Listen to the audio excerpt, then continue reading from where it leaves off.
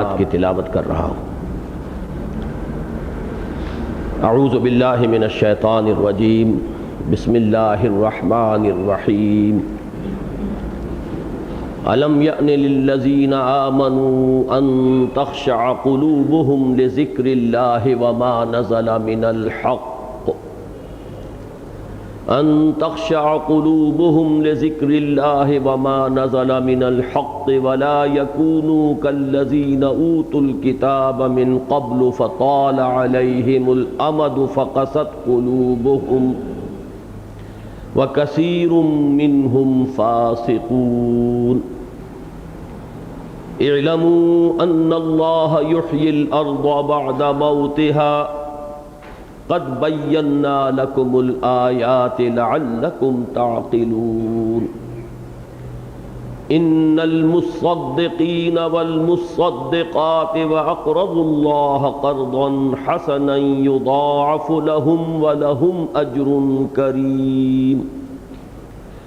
والذین آمنوا باللہ ورسلہ اولئک هم الصدیقون والشہداء عند ربہم لهم اجرهم ونورهم۔ والذین کفروا وکذبوا بآیاتنا اولئک اصحاب الجحیم۔ صدق اللہ العظیم۔ رب اشرح لي صدري ويسر لي امري واحلل عقدة من لساني يفقهوا قولي۔ اللهم ربنا الهمنا رشدنا واعذنا من شرور انفسنا۔ اللهم ربنا نور قلوبنا بالایمان واشرح صدورنا للاسلام ووفقنا لما تحب وترضى، آمین یا رب العالمین۔ سورہ حدید کل 29 آیات پر مشتمل ہے۔ اس حساب سے 5 نشستوں میں ہم اس کے نصف سے کچھ زیادہ آگے آ پائے ہیں۔ 15 آیات کا مطالعہ ہم کر چکے ہیں، اور آج جیسا کہ میں نے عرض کیا ارادہ ہے کہ 4 آیات کا مزید مطالعہ کر لیں۔ پچھلے 5 نشستوں میں جو 15 آیات ہم نے پڑھی ہیں، ان کے مضامین کو ذہن میں دوبارہ سلسلے وار ربط کے ساتھ تازہ کر لینا چاہیے۔ اس کے لیے سہولت اس طرح ہو جاتی ہے کہ تقسیم کر لیا جائے۔ پہلی 6 آیات کا بار بار ذکر آیا ہے کہ معرفت خداوندی کا بہت بڑا خزانہ۔ میں پھر دہرا رہا ہوں یہ بات کہ ہمارے دین کا لب لباب تعلق مع اللہ۔ تعلق مع اللہ کے 2 پہلو، ایک علمی ایک عملی۔ علمی پہلو معرفت رب، عملی پہلو عبادت رب۔ تو معرفت رب کا جہاں تک تعلق ہے، ذات و صفات باری تعالیٰ کے بیان میں پہلی 6 آیات نہایت جامع ہیں، بہت گمبھیر ہیں، اور بڑے چوٹی کے علمی مسائل اس میں زیر بحث آئے۔ لیکن ظاہر بات ہے کہ ان کی تمام تر اہمیت علمی ہے۔ اس کے بعد کی 5 آیات میں دین کا جو عملی پہلو ہے، اس کا لب لباب، اس کا خلاصہ۔ ان 5 آیات میں بھی تقسیم یہ کہ پہلی آیت میں 2 اصطلاحات کے حوالے سے کل تقاضا، آمنوا باللہ ورسولہ وانفقوا مما جعلکم مستخلفین فیہ۔ ایمان لاؤ اللہ پر اور اس کے رسول پر جیسے کہ ایمان کا حق ہے، اور خرچ کر دو اس کے راستے میں ان تمام چیزوں میں سے کہ جس میں اس نے تمہیں مستخلف بنایا ہے، تمہیں کچھ اختیار دے دیا ہے۔ یہ صرف ایک ظاہری اختیار ہے، وہ بھی تمہارا اپنا حاصل کردہ نہیں ہے بلکہ عطا کردہ ہے۔ تم مالک نہیں خلیفہ ہو، خلیفہ بھی خود نہیں بنے ہو، بنائے گئے ہو۔ لیکن اس سب کے باوجود تمہیں جو مغالطہ ہو جاتا ہے وہ یہ ہے کہ میں مالک ہوں، اور اسی مغالطے میں ساری گمراہی ہے۔ اگر تم حقیقت کو جان لو کہ تم مالک نہیں خلیفہ ہو، خلیفہ بھی بنے نہیں ہو، بنائے گئے ہو، تو پھر تم اس عملی تقاضے کو بآسانی پورا کر سکو گے کہ اس میں سے زیادہ جان دی ہوئی اسی کی تھی، حق تو یہ ہے کہ حق ادا نہ ہوا اسی کی راہ میں خرچ کر دیا جائے۔ اب اس کے بعد دو آیات میں، ایک آیت میں ذرا ملامت کا، زجر کا، تنبیہ کا، جھنجھوڑنے کا انداز، وما لکم لا تؤمنون باللہ وما لکم الا تنفقوا فی سبیل اللہ، دو ہی تقاضے تھے، دونوں پر جھنجھوڑنے کا معاملہ آ گیا۔ اس کے ساتھ ایک آیت ہو گئی۔ پہلی آیت کے ساتھ ایمان اگر کوئی شخص محسوس کرے اپنے قلب میں جھانک کر کہ وہ یقین والا ایمان تو موجود نہیں ہے، تو عملی ہدایت کہاں سے ملے گا؟ وہ آیات بینات ہے، هو الذی ينزل علی عبدہ آیات بینات لیخرجکم من الظلمات الی النور۔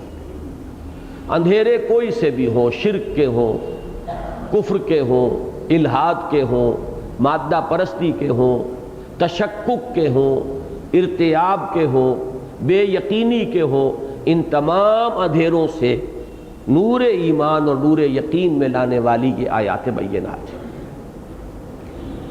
اور دوسرا جو مطالبہ تھا، کیوں خرچ نہیں کرتے، کیوں نہیں کھپاتے، کیوں نہیں لگاتے جان اور مال اللہ کی راہ میں، اس کے لیے ترغیب کا ایک بڑا چیلنجنگ انداز، من ذا الذی یقرض اللہ قرضا حسنا، کون ہے وہ باہمت شخص جو اللہ کو قرض حسنہ دینے کو تیار ہو۔ تو اس طرح 1 جمع 2 جمع 2 یہ 5 آیات پر دوسرا حصہ مشتمل تھا۔ تیسرے حصے میں جو ہم نے پچھلی مرتبہ پڑھا ہے، پہلی 2 آیات میں میدان حشر کا ایک نقشہ کھینچا گیا ہے۔ میں یہ عرض کر چکا ہوں کہ جو بھی قرآن مجید میں نقشہ کھینچ دیا گیا ہے، اجمالاً اس پر ایمان لانا ہمارا فرض ہے، ایسا ہوگا۔ اس کی تفاصیل کو ہم یہاں معین نہیں کر سکتے۔ کوئی مرحلہ ایسا ہے کہ کوئی گھپ اندھیرا ہوگا، اور اس مرحلے میں سے جو لوگ مسلمان کہلائے جاتے تھے دنیا میں، انہیں گزارا جائے گا۔ تو جن لوگوں کے پاس ایمان حقیقی کا نور تھا اور اعمال صالحہ کا نور تھا، وہ نور ظاہر ہو جائے گا، وہ ان کے آگے اور داہنی طرف دوڑتا ہوا ہوگا، اس کی روشنی میں وہ اس منزل کو عبور کر جائیں گے، وہ مرحلہ طے کر جائیں گے۔ جو منافق تھے، جن کے دلوں میں وہ نور ایمان نہیں تھا، نہ ہی کوئی اعمال صالحہ کا کسب وہ کر سکے تھے، وہ اندھیرے میں ہوں گے، وہ پکار کر کہیں گے اہل ایمان سے کہ ذرا ٹھہرو، ہمیں کچھ مہلت دو، ہم تمہاری روشنی سے فائدہ اٹھا لیں۔ انظرونا نقتبس من نورکم، کوئی کہنے والا کہے گا، قیلا مجہول کا صیغہ ہے، ارجعوا وراءکم فالتمسوا نورا، اگر لوٹ سکتے ہو تو پیچھے کی طرف لوٹ جاؤ، چلے جاؤ دنیا میں واپس، اگر ممکن ہے وہاں سے نور تلاش کرو، یہ نور وہاں سے کما کر لایا گیا ہے۔ اس کے بعد ایک فصیل حائل کر دی جائے گی، فضرب بینہم بسور لہ باب باطنہ فیہ الرحمہ وظاہرہ من قبلہ العذاب۔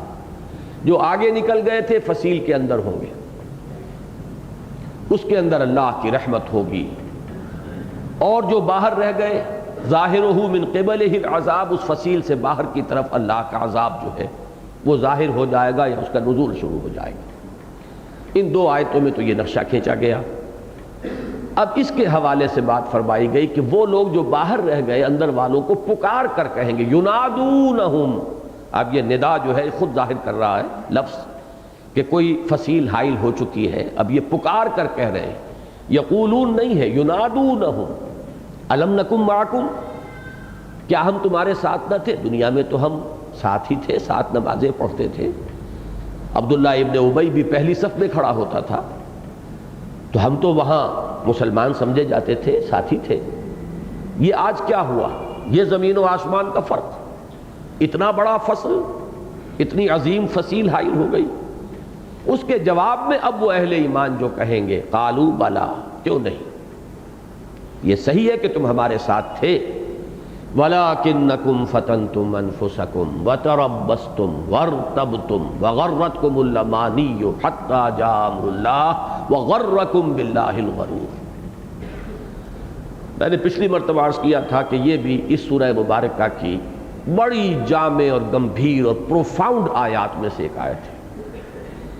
پہلے حصے میں قرآن مجید کی عظیم ترین آیات میں سے وہ ایک آیت ہے، بلکہ فلسفے کی سطح پر اور حکمت کی سطح پر عظیم ترین ہے، عظیم ترین آیات میں سے ایک نہیں بلکہ عظیم ترین۔ هو الاول والآخر والظاہر والباطن وہو بکل شیء علیم، جس کے بارے میں کہ امام راضی رحمۃ اللہ علیہ کے الفاظ میں نے آپ کو سنائے، اعلم ان ھذا المقام مقام غامض عمیق محیب، خبردار ہوشدار کہ رہبر دم تیغ قدم راہ۔ دوسرے حصے میں وہ آیہ مبارکہ آیت نمبر 7، کل تقاضے دین کے دو اصطلاحات میں، آمنوا باللہ ورسولہ وانفقوا مما جعلکم مستخلفین فیہ فالذین آمنوا منکم وانفقوا لہم اجر کبیر۔ تیسرے حصے کی یہ آیت مبارکہ نفاق کے مراحل کا ذکر ہو رہا ہے۔ پہلا قدم کیا ہے؟ ایک شخص مال اور اولاد کی محبت میں کچھ زیادہ گرفتار ہو جائے۔ توحید اور ایمان کا تقاضا کیا ہے؟ اللہ اور اس کے رسول کی محبت اور اللہ کی راہ میں جہاد کی محبت تمام محبتوں پر غالب رہے۔ قل ان کان آباؤکم وابناؤکم واخوانکم وازواجکم وعشیرتکم واموال اقترفتموها وتجارۃ تخشون کسادها ومساکن ترضونها احب الیکم من اللہ ورسولہ وجہاد فی سبیلہ فتربصوا حتی یاتی اللہ بامرہ واللہ لا یہدی القوم الفاسقین۔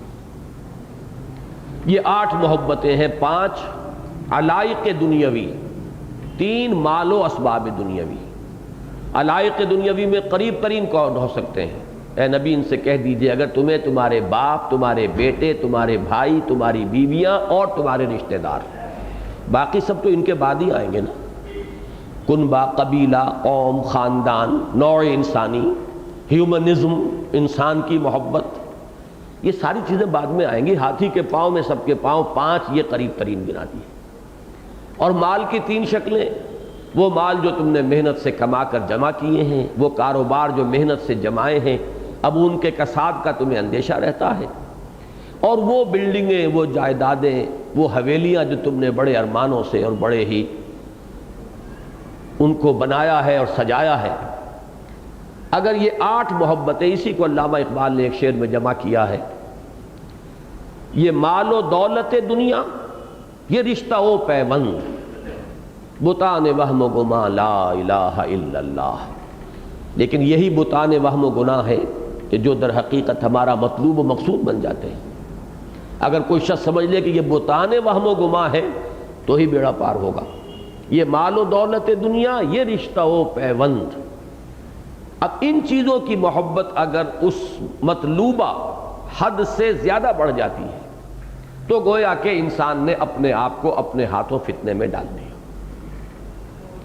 اس کا نتیجہ کیا نکلے گا؟ تربص، گو مگو کی کیفیت، چلوں نہ چلوں، بڑھوں نہ بڑھوں، ذرا تیل دیکھو، تیل کی دھار دیکھو، دیکھو ذرا اونٹ کس کروٹ بیٹھتا ہے۔ انگریزی میں اس کے لیے بہترین اصطلاح ہے کیلکولیٹنگ مائنڈ۔ ایک ذہن وہ ہوتا ہے جو اصل میں فیصلہ کرتا ہے کہ کوئی شے حق ہے یا باطل، حق ہے تو قبول، باطل ہے تو رد، اور جب حق کو قبول کر لیا تو ہر چہ بعد آباد ماں کشتی درا بنداختے۔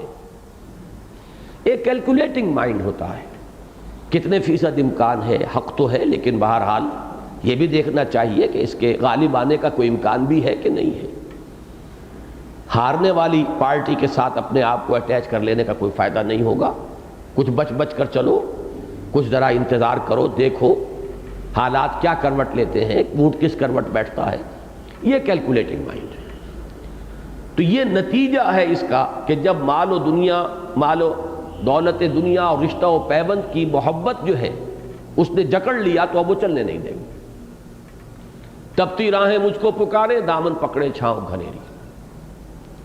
اس تذبذب کا نتیجہ یہ نکلتا ہے کہ اب جو تھوڑی بہت پونجی بھی تھی ایمان کی، اس میں شکوک و شبہات کے کانٹے اب چبھنے شروع ہو جاتے ہیں۔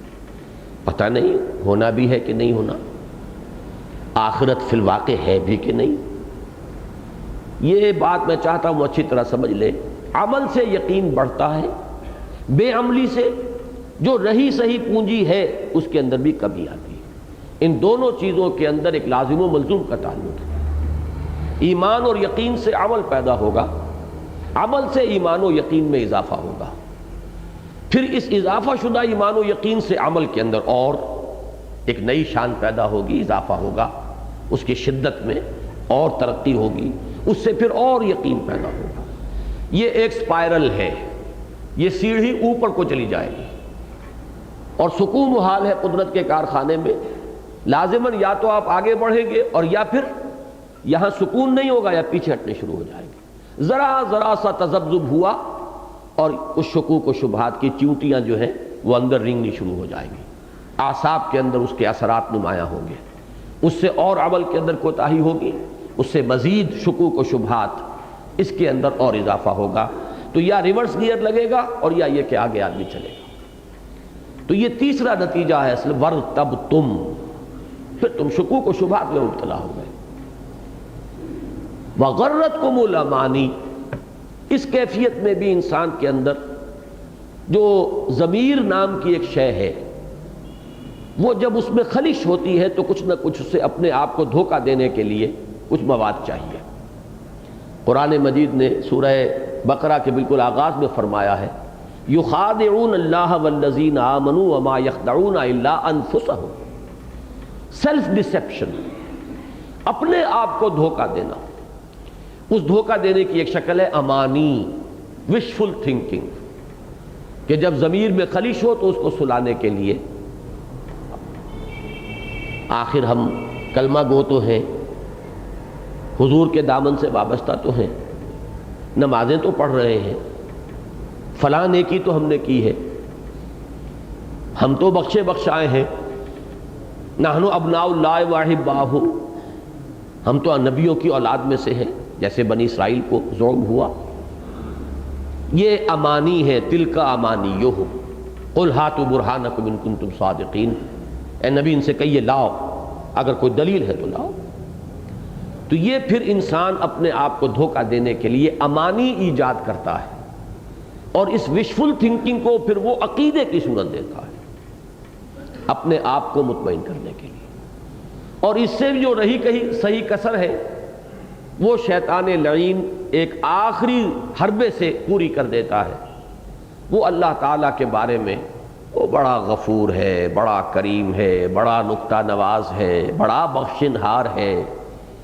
اب یہ جو اللہ تعالیٰ کی شان کریمی اور شان غفاری اور شان ستاری اور شان رحیمی کے حوالے سے پھر اور لوریاں دے دے کر تھپک تھپک کر سلانا، اس کو یہاں منسوب کیا شیطان کی طرف۔ وَغَرَّكُمْ بِاللَّهِ الْغَرُورُ، اور تمہیں خوب دھوکہ دیا اللہ پر، اس نے جو انتہائی دھوکے باز ہے۔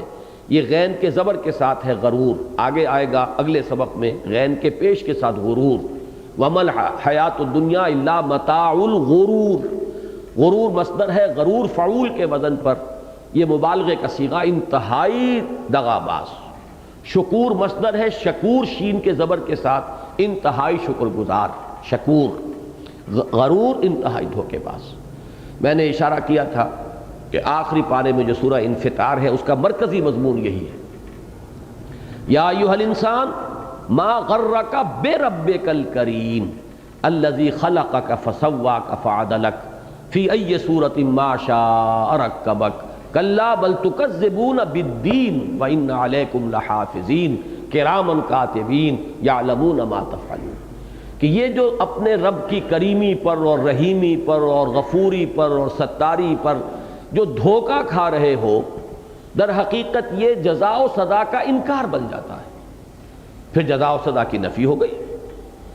اللہ تعالیٰ کی شان کریمی اور شان غفاری سے تو کوئی بعید نہیں، تمام انسانوں کو بخش دے، بڑے سے بڑے کافر کو بخش دے، لیکن اللہ نے فرمایا ہے جزا و سزا ہو کر رہے گی، بدلہ مل کر رہے گا۔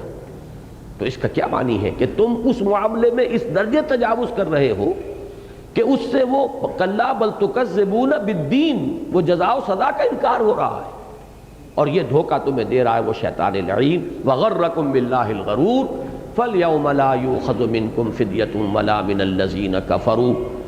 اب اس میں پھر انجام جو ہے بتا دیا گیا، ایک نقشہ دکھایا گیا تھا میدان حشر کے حوالے سے کہ دودھ کا دودھ پانی کا پانی جدا کر دیا جائے گا، مومنین صادقین آگے نکل جائیں گے، منافقین پیچھے رہ جائیں گے، فصیل حائل ہو جائے گی۔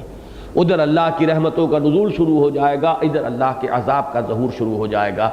آخری الفاظ کے اندر پھر اس انجام کو مزید کھول کر واضح کر دیا گیا، اور اس میں جیسا کہ میں نے عرض کیا تھا کہ کچھ طنز کا رنگ بھی ہے۔ فَالْيَوْمَ لَا يُؤْخَذُ مِنْكُمْ فِدْيَةٌ وَلَا مِنَ الَّذِينَ كَفَرُوا، یہاں جو کافروں کا ذکر ہو رہا ہے وہ ان کی اس بات کے جواب میں کہ أَلَمْ نَكُنْ مَعَكُمْ، انہوں نے یہ کہا تھا کہ کیا ہم تمہارے ساتھ نہ تھے؟ دنیا میں تم اہل ایمان کے ساتھ تھے، یہاں تمہارا انجام کافروں کے ساتھ ہوگا۔ فَالْيَوْمَ لَا يُؤْخَذُ مِنْكُمْ فِدْيَةٌ وَلَا مِنَ الَّذِينَ كَفَرُوا، تو آج نہ تم سے کوئی فدیہ قبول کیا جائے گا، نہ ان سے جنہوں نے کھلم کھلا کفر کیا تھا۔ مَأْوَاكُمُ النَّارُ، یہ ہے اس میں طنز۔ اب تمہاری پناہ گاہ تو آگ ہے۔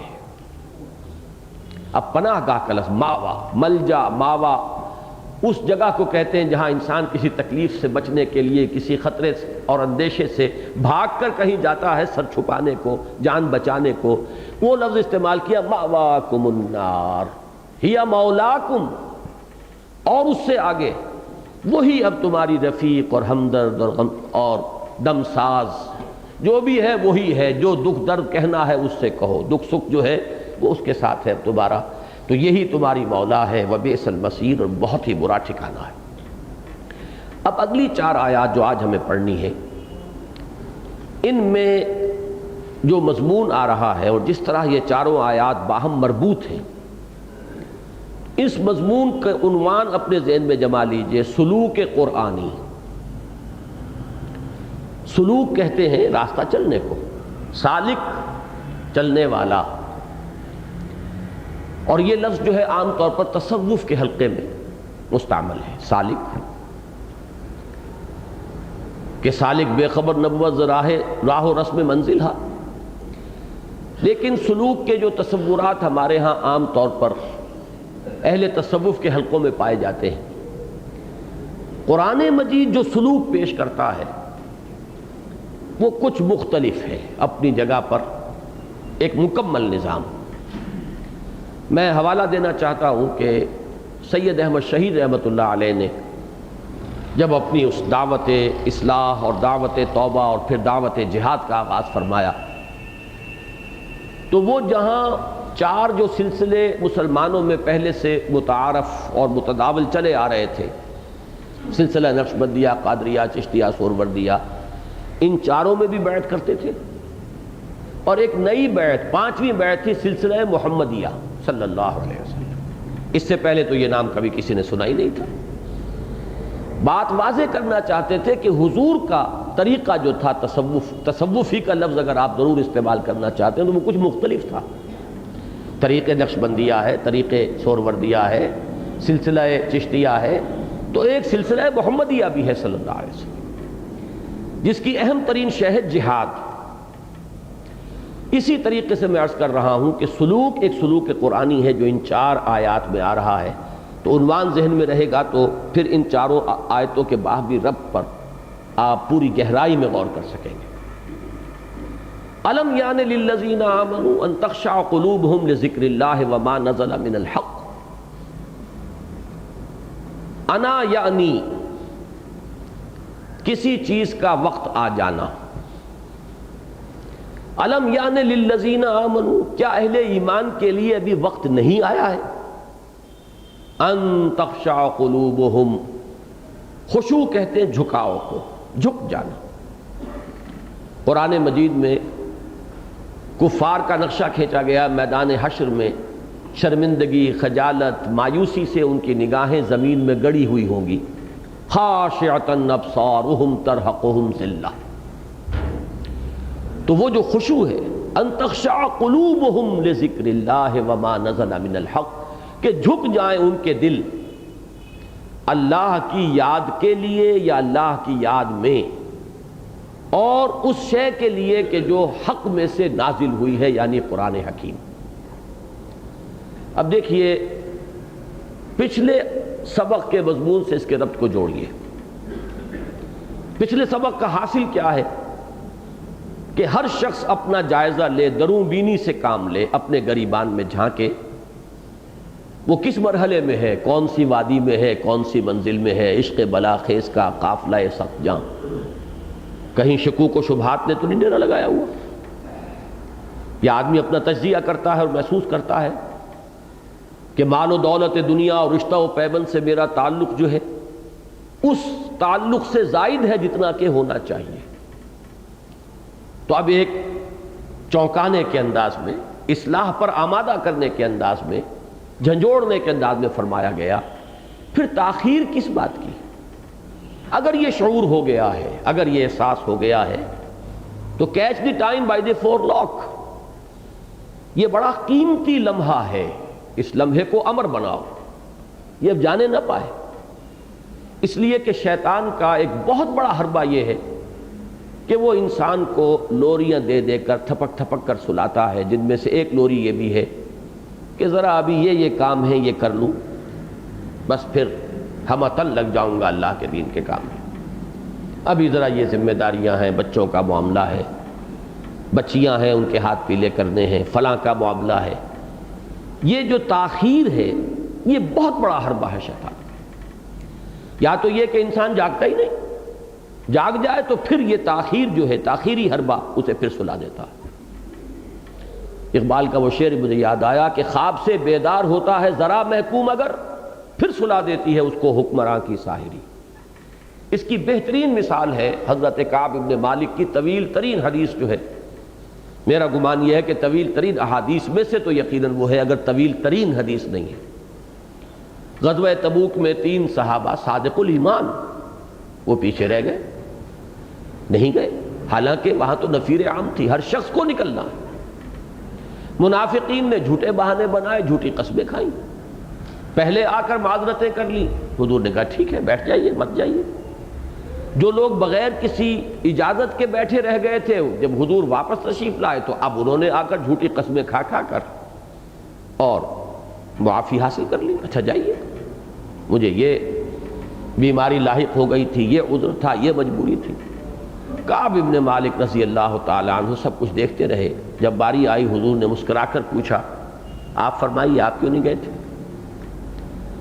تو انہوں نے کہا کہ حضور میرے بھی منہ میں زبان ہے، میں بھی جھوٹے بہانے بنا سکتا ہوں، اور آپ کے عتاب سے اس وقت میں اپنے آپ کو بچا سکتا ہوں، لیکن یہ کہ مجھے اللہ کی پکڑ سے کون بچائے گا؟ میں صاف اعتراف کرتا ہوں کہ کوئی عذر نہیں تھا، بلکہ الفاظ یہ ہیں بخاری کی روایت میں، جتنا صحت مند اور توانا میں ان دنوں تھا اتنا کبھی پہلے نہیں تھا، اور جتنا غنی ان دنوں تھا اتنا غنی کبھی نہیں تھا۔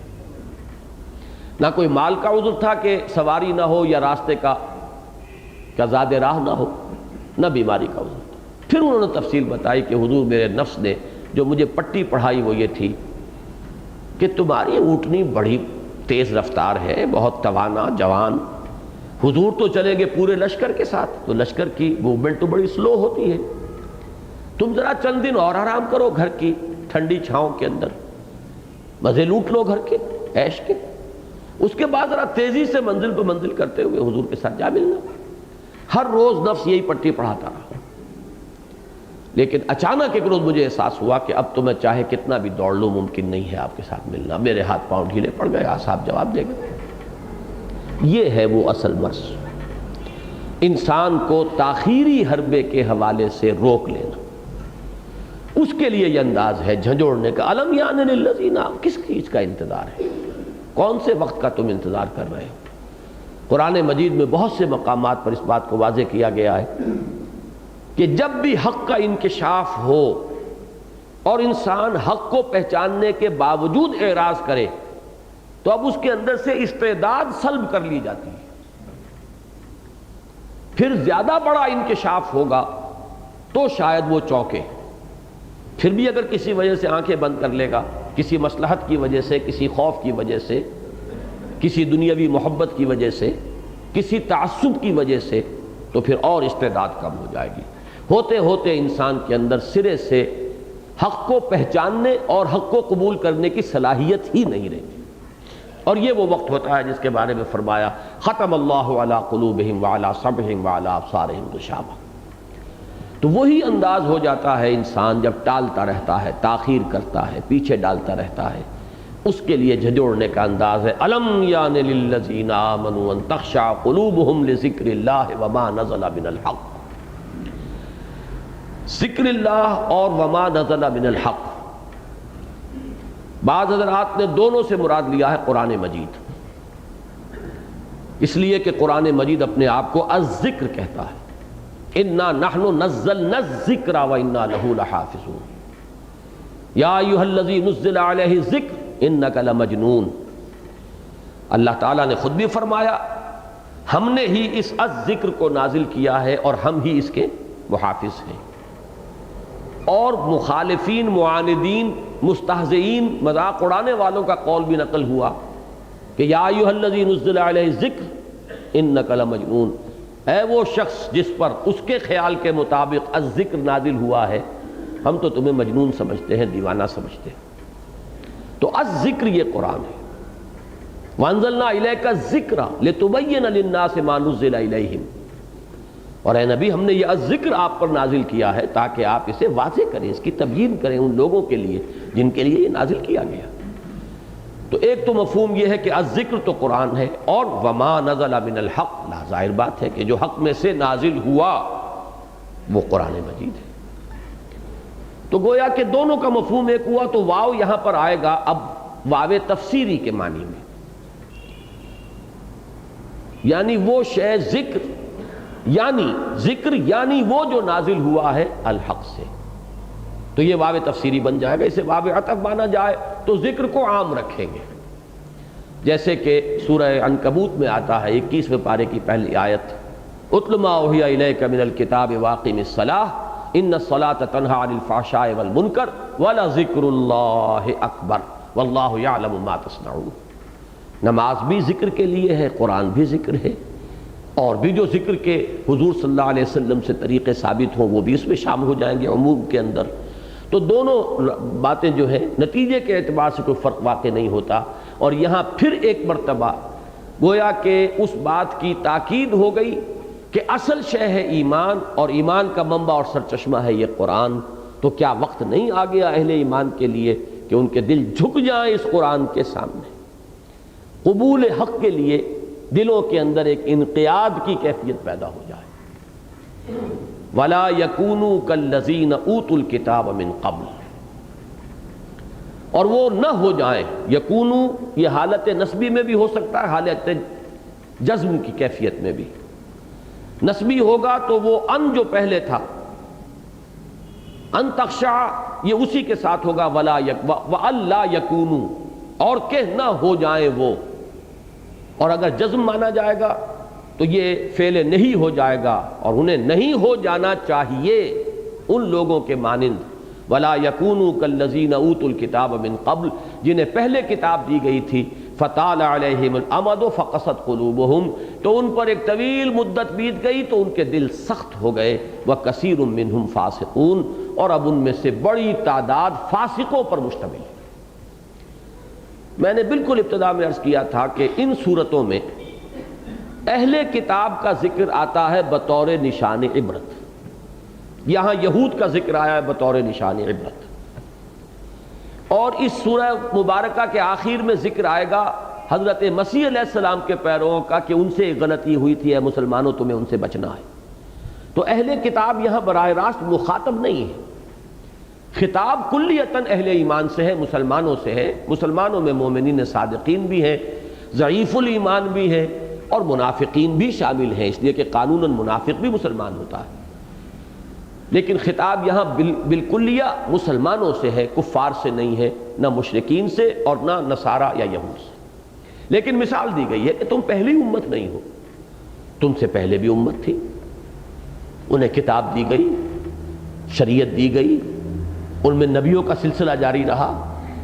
بلکہ اس امت کی تاریخ کا آغاز اگر حضرت موسیٰ علیہ السلام سے مانا جائے تو ابتدا میں بھی 2 رسول، حضرت موسیٰ کے ساتھ حضرت ہارون بھی رسول، اور آخری جو ہے وہ پھر 2 حضرت عیسیٰ بھی ہے، حضرت یحییٰ بھی، ہم عصر دونوں موجود ہیں. تو وہاں اتنے نبی آئے، کتابیں آئیں، لیکن یہ کہ ان کے ساتھ کیا ہوا جیسے جیسے وقت گزرا ان کے دل سخت ہوتے چلے گئے. یہ نہیں کہ کتاب ان کے پاس نہیں تھی، کتاب تھی، شریعت تھی، نبیوں کے نام لیوا تھے، اللہ کو ماننے والے تھے. ان تمام چیزوں کے ہوتے ہوئے دل سخت ہو جایا کرتے ہیں. تو دیکھ لو، ان کو اپنے سامنے رکھو بطور نشان عبرت. مبادا تم بھی کہیں انہی کے نقش قدم پر چل رہے ہو، کہیں ایسا تو نہیں. یہ پھر وہی بات ہے، ہارٹ سرچنگ کی دعوت دی جا رہی ہے. اپنے غریبانوں میں جھانکو، کہیں ایسی کیفیت تو نہیں. یہ دل کی سختی کا جو ذکر یہاں پر آیا ہے سورہ بقرہ میں، اس کا نقشہ کھینچا گیا ہے. بڑے سخت الفاظ ہیں. ثم قست قلوبکم فہی کالحجارۃ او اشد قسوۃ وان من الحجارۃ لما يتفجر منه الانہار وان منها لما يشقق فيخرج منه الماء وان منها لما يهبط من خشیۃ اللہ وما اللہ بغافل عما تعملون. پھر اے بنی اسرائیل، تمہارے دل سخت ہوتے چلے گئے اور اب وہ پتھروں کے مانند ہیں، بلکہ ان سے بھی زیادہ سخت. اس لیے کہ پتھروں میں تو ایسے بھی ہیں کہ جن میں سے چشمے پھوٹ بہتے ہیں، چٹانوں میں سے ایسی بھی ہوتی ہیں جو پھٹ جاتی ہیں، ان میں سے پانی نکل آتا ہے. چٹانیں ایسی بھی ہیں جو اللہ کے خوف سے زمیں بوس ہو جاتی ہیں. لیکن انسان کے دل میں جب سختی پیدا ہو جاتی ہے تو اس سختی کا مقابلہ اس کائنات کی کوئی دوسری شے نہیں کر سکتی. ثم قست قلوبکم فہی کالحجارۃ او اشد قسوۃ. تو یہاں اس کی طرف اشارہ کیا، فطال علیہم الامد فقست قلوبہم. تو ایک طویل مدت جب بیت گئی تو ان کے دل سخت ہو گئے. یہاں امام رازی نے حضرت ابوبکر صدیق کا قول نقل کیا ہے، وہ ہماری عبرت کے لیے اور ہمارے سبق آموزی کے لیے بہت مفید ہے.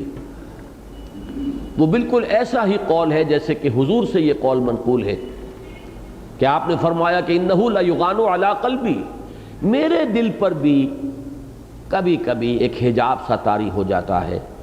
وانی لاستغفر اللہ 70 مرۃ فی کل یوم، اور میں ہر روز اللہ سے 70 مرتبہ استغفار کرتا ہوں. اب یہ کیفیت تو ہے، معاذ اللہ ہم یہ نہیں کہہ سکتے کہ حضور کو تکلف یا تصنع فرما رہے ہیں. ما انا من المتکلفین، تکلف اور تصنع کا کوئی سوال ہی نہیں، اس کوچے میں گزر ہی نہیں. کوئی کیفیت تو ہے، لیکن یہ کہ اپنے اوپر ہم قیاس نہیں کر سکتے. کہاں ہمارے حجابات اور کہاں محمد الرسول اللہ صلی اللہ علیہ وسلم کے قلب کے حجابات. لیکن اپنے اپنے مقام اور مرتبے کی حیثیت سے وہ اسے حجاب سے تعبیر کر رہے ہیں. ہماری 100 حضوریاں شاید اس پر قربان ہو جائیں، لیکن حضور صلی اللہ علیہ وسلم کے اعتبار سے کوئی شے ہے جسے آپ نے قرار دیا ہے کہ حجاب مجھ پر بھی طاری ہو جاتا ہے. انہ لیغان علی قلبی وانی لاستغفر اللہ 70 مرۃ فی کل یوم. بالکل یہی معاملہ ہوا. اہل یمامہ کا ایک وفد آیا ہوا تھا حضرت ابوبکر صدیق رضی اللہ تعالیٰ عنہ کے عہد خلافت میں. تو یہ آیات ان کو پڑھ کر سنائی گئی، جیسے حضور کے زمانے میں بھی جب ایک عیسائیوں کا وفد آیا تھا اور آیات پڑھی گئی تھی قرآن مجید کی، تو وہ رو پڑے تھے. وَإِذَا سَمِعُوا مَا أُنزِلَ إِلَى الرَّسُولِ تَرَىٰ أَعْيُنَهُمْ تَفِيضُ مِنَ الدَّمْعِ مِمَّا عَرَفُوا مِنَ الْحَقِّ. جب انہوں نے سنا اس کلام کو کہ جو نازل کیا گیا ہے رسول پر، تو تم نے دیکھا ان کی آنکھوں کو کہ وہ بہہ نکلیں ندیاں بن کر آنسوؤں سے. وہ جو ایک معرفت حق کا ایک تاثر ہوا قلب پر، اس سے ان کی آنکھوں سے آنسو بہہ نکلے. یہی معاملہ اس وقت ہوا. وہ لوگ رونے لگے. حضرت ابوبکر کا کے جو الفاظ جو اب سنانا چاہتا ہوں وہ یہ ہیں کہ فرمایا حضرت ابوبکر نے، ہاکذا کنا حتی قست القلوب.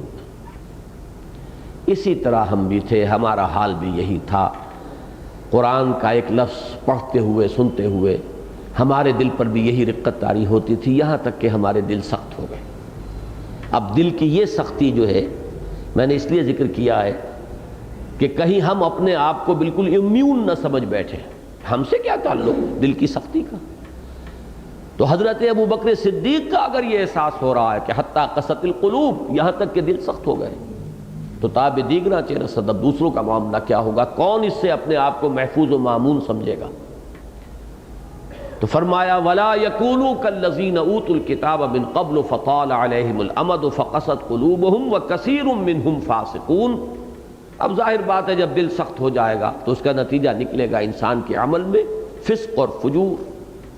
اب ان کی بڑی تعداد جو ہے، بہت بڑی تعداد ان میں فاسقین، فساق و فجار پر مشتمل ہے۔ اللہ کے احکام کو توڑتا ہے آدمی، اس کے احساس پر جوں تک نہیں دینگتی، ضمیر چیخ چیخ کر بالآخر مردہ ہو جاتا ہے، اندر سے بھی پھر خلش جو ہے وہ انسان کو نہیں ستاتی۔ اچھا، اب اگر یہ کیفیت انسان محسوس کرے، اس کو پھر نفسیاتی طور پر جیسے کہ وہ نفاق کے مراحل تھے، جو شخص تو نفاق کی اس منزل کو پہنچ چکا، ضل ضلالا بعیدا، ان کے لیے ان آیات کے اندر وہ تو پھر یہ کہ طبع اللہ علی قلوبہم، ان کے دلوں پر تو مہر ہو چکی، ان آیات سے بھی ان کے اندر کوئی اثر پیدا نہیں ہوگا۔ یہ کون لوگ ہیں اصل میں جن سے خطاب ہو رہا ہے؟ جن میں وہ مرض ابھی ابتدائی منزلوں میں ہے، ابتدائی مراحل میں ہے، ابھی صرف ان کی محبت کی ترازو کی ڈنڈی ذرا سی جھکی ہے، مال و دولت دنیا اور رشتہ و پیوند کی طرف ذرا سا جھکاؤ ہوا ہے، اور ابھی صرف تربص کے اندر مبتلا ہی ہوئے ہیں۔ وہ اگر جاگ جائیں گے، ہوش میں آ جائیں گے، اور وہ ان آیات کو پڑھ کر ان کے اندر احساس اور شعور جو ہے بیدار ہو جائے گا، تو وہ ہے اصل مخاطب۔ کہ ہم انہیں مزید چونکانے کے لیے کہ کہیں شیطان کا کوئی تاخیری حربہ انہیں اب اپنی اصلاح پر قبر بستہ ہونے سے روک نہ لے۔ الم یان للذین آمنوا ان تخشع قلوبہم لذکر اللہ وما نزل من الحق ولا يكونوا كالذین اوتوا الکتاب من قبل فطال علیہم الامد فقست قلوبہم وکثیر منہم فاسقون۔ اب اگر کوئی شخص یہ محسوس کرتا ہے اپنے باطن میں، تو ایک ممکنہ معاملہ یہ ہے کہ اس پر مایوسی طاری ہو جائے، اور مایوسی جو ہے وہ پھر اصلاح کے دروازے کو بند کر دیتی ہے۔ وہ قوت ارادی جو اصلاح کے لیے درکار ہے، مایوسی اسے شل کر دیتی ہے۔ اگلی آیت اصل میں اس مایوسی کا علاج ہے۔ اعلموا ان اللہ یحیی الارض بعد موتها، جان لو۔ اب یہ جو انداز ہے اعلموا، اس سورہ مبارکہ میں آگے بھی آئے گا چل کر، یہ جان لو، اس حقیقت کو اچھی طرح پہچانو کہ اللہ تو زمین کو اس کے مردہ ہونے کے بعد زندہ کر دیا کرتا ہے۔ یہ تمہارا عام مشاہدہ ہے۔ اب دیکھیں یہ الفاظ جو ہیں یہ عام ہیں، قرآن مجید میں آخرت کے لیے بھی بطور دلیل اس فنومینن کو بار بار پیش کیا گیا ہے۔ تمہیں مرنے کے بعد جی اٹھنا عجیب لگتا ہے، تم دیکھتے نہیں زمین مردہ ہوتی ہے، اللہ تعالیٰ بارش برساتا ہے، زمین زندہ ہو جاتی ہے۔ تو یہ جو زمین، مردہ زمین کا، بے آب و گیاہ زمین کا، بنجر زمین کا، جہاں زندگی کے کوئی آثار نہیں ہے، وہاں بارش کے بعد پھر ہلچل اور رونق اور حرکت اور سرسراہٹ، اور اس میں لہرا رہی ہے فصل بھی، اور ہر طرف ہریاول ہے۔ پھر یہ کہ حشرات الارض بھی نظر آنے لگتے ہیں، پرندے بھی چہچہانے لگتے ہیں، مگر اب زندگی ہی زندگی ہے معجزاً ساقی۔ یہ جو انداز ہو جاتا ہے، اس کو قرآن مجید یقیناً ایک دلیل کے طور پر بار بار سامنے لاتا ہے آخرت اور قیامت اور بعث بعد الموت کے لیے۔ اسی طریقے چنانچہ بعض حضرات کا ذہن ادھر گیا ہے کہ اصل میں خشوع و خضوع جو ہے وہ ایمان بالآخرت کے پروپورشنیٹ ہوگا، اور ایمان بالآخرت کو تقویت پہنچانے کے لیے یہ بات جو قرآن مجید میں بے شمار جگہ پر آئی ہے، بعث بعد الموت کی دلیل کے طور پر اسے یہاں لایا گیا۔ ایک رائے یہ سامنے آئی، میں نے جب تفاسیر کو دیکھا ہے، کہ یہ جو حالات کی مایوسی ہوتی ہے، آپ دیکھتے ہیں جیسے آج کل کے ہمارے حالات ہیں، مجھے کہیں دور سے کوئی مثال لانے کی ضرورت نہیں ہے، کتنے لوگوں کے ذہنوں پر مایوسی کے دھندل کے چھا چکے ہیں پاکستان کے مستقبل اور پاکستان کے حالات کے بارے میں۔ کتنی جماعتیں اور کتنے کام اور کتنے مختلف طریقوں سے کوششیں ہو رہی ہیں، نتیجہ صفر۔ بلکہ آدمی دیکھ رہا ہے کھلی آنکھوں سے کہ حالات بد سے بدتر ہوتے چلے جا رہے ہیں۔ جو کچھ حالات کراچی میں ہوئے ہیں سال ڈیڑھ سال سے، اس نے تو اچھوں کو، جو بہت ہی جن کا کہ پر امید مزاج تھا، آپٹیمسٹک لوگ تھے، ان کے اندر بھی مایوسی کے بڑے گہرے دھندل کے اسے پیدا ہو گئے۔ تو یہ جو مایوسی ہے، اس کے علاج کے طور پر بھی یہ فنومینن سامنے آ سکتا ہے کہ تم مردہ زمین کو دیکھتے ہو، اللہ زندہ کر دیتا ہے۔ اس کی ایک مثال جو سورہ بقرہ میں حضرت عزیر کا واقعہ آیا ہے کہ جب یہود پر وہ عذاب آیا تھا اللہ کا نبوکدنضر کے ہاتھوں، اور اس نے لاکھوں یہودیوں کو قتل کیا اور 6 لاکھ کو وہ قیدی بنا کر لے گیا بیبیلونیا، اور بیت المقدس جو ہے اس کی اینٹ سے اینٹ بجا دی، ہیکل سلیمانی کو مسمار کر دیا، اس کی بنیادیں تک پھوڑ ڈالی، کوئی ایک گھر بھی وہاں زندہ سلامت نہیں رہا۔ تو اب وہاں سے جب حضرت عزیر کا گزر ہوا ہے، انا یحیی ھذہ اللہ بعد موتہا، رسول ہیں، پیغمبر ہیں، لیکن حالات سے تو انسان متاثر ہوتا ہے۔ کیسے اللہ تعالیٰ اب اس بستی کو اس درجے اجڑ جانے کے بعد اللہ کیسے زندہ کرے گا؟ کیا یہ بھی دوبارہ کبھی آباد ہو سکتی ہے؟ پھر اس کی وہ گہما گہمی اور چہل پہل اور اس کی رونقیں پھر لوٹ کر آ سکتی ہیں؟ تو اس کے لیے اللہ تعالیٰ نے انہیں گزارا ایک تجربے سے، فَأَمَاتَهُ اللَّهُ مِئَةَ عَامٍ ثُمَّ بَعَثَهُ، وہ سورہ بقرہ کا وہ مقام آپ کے ذہن میں ہوگا۔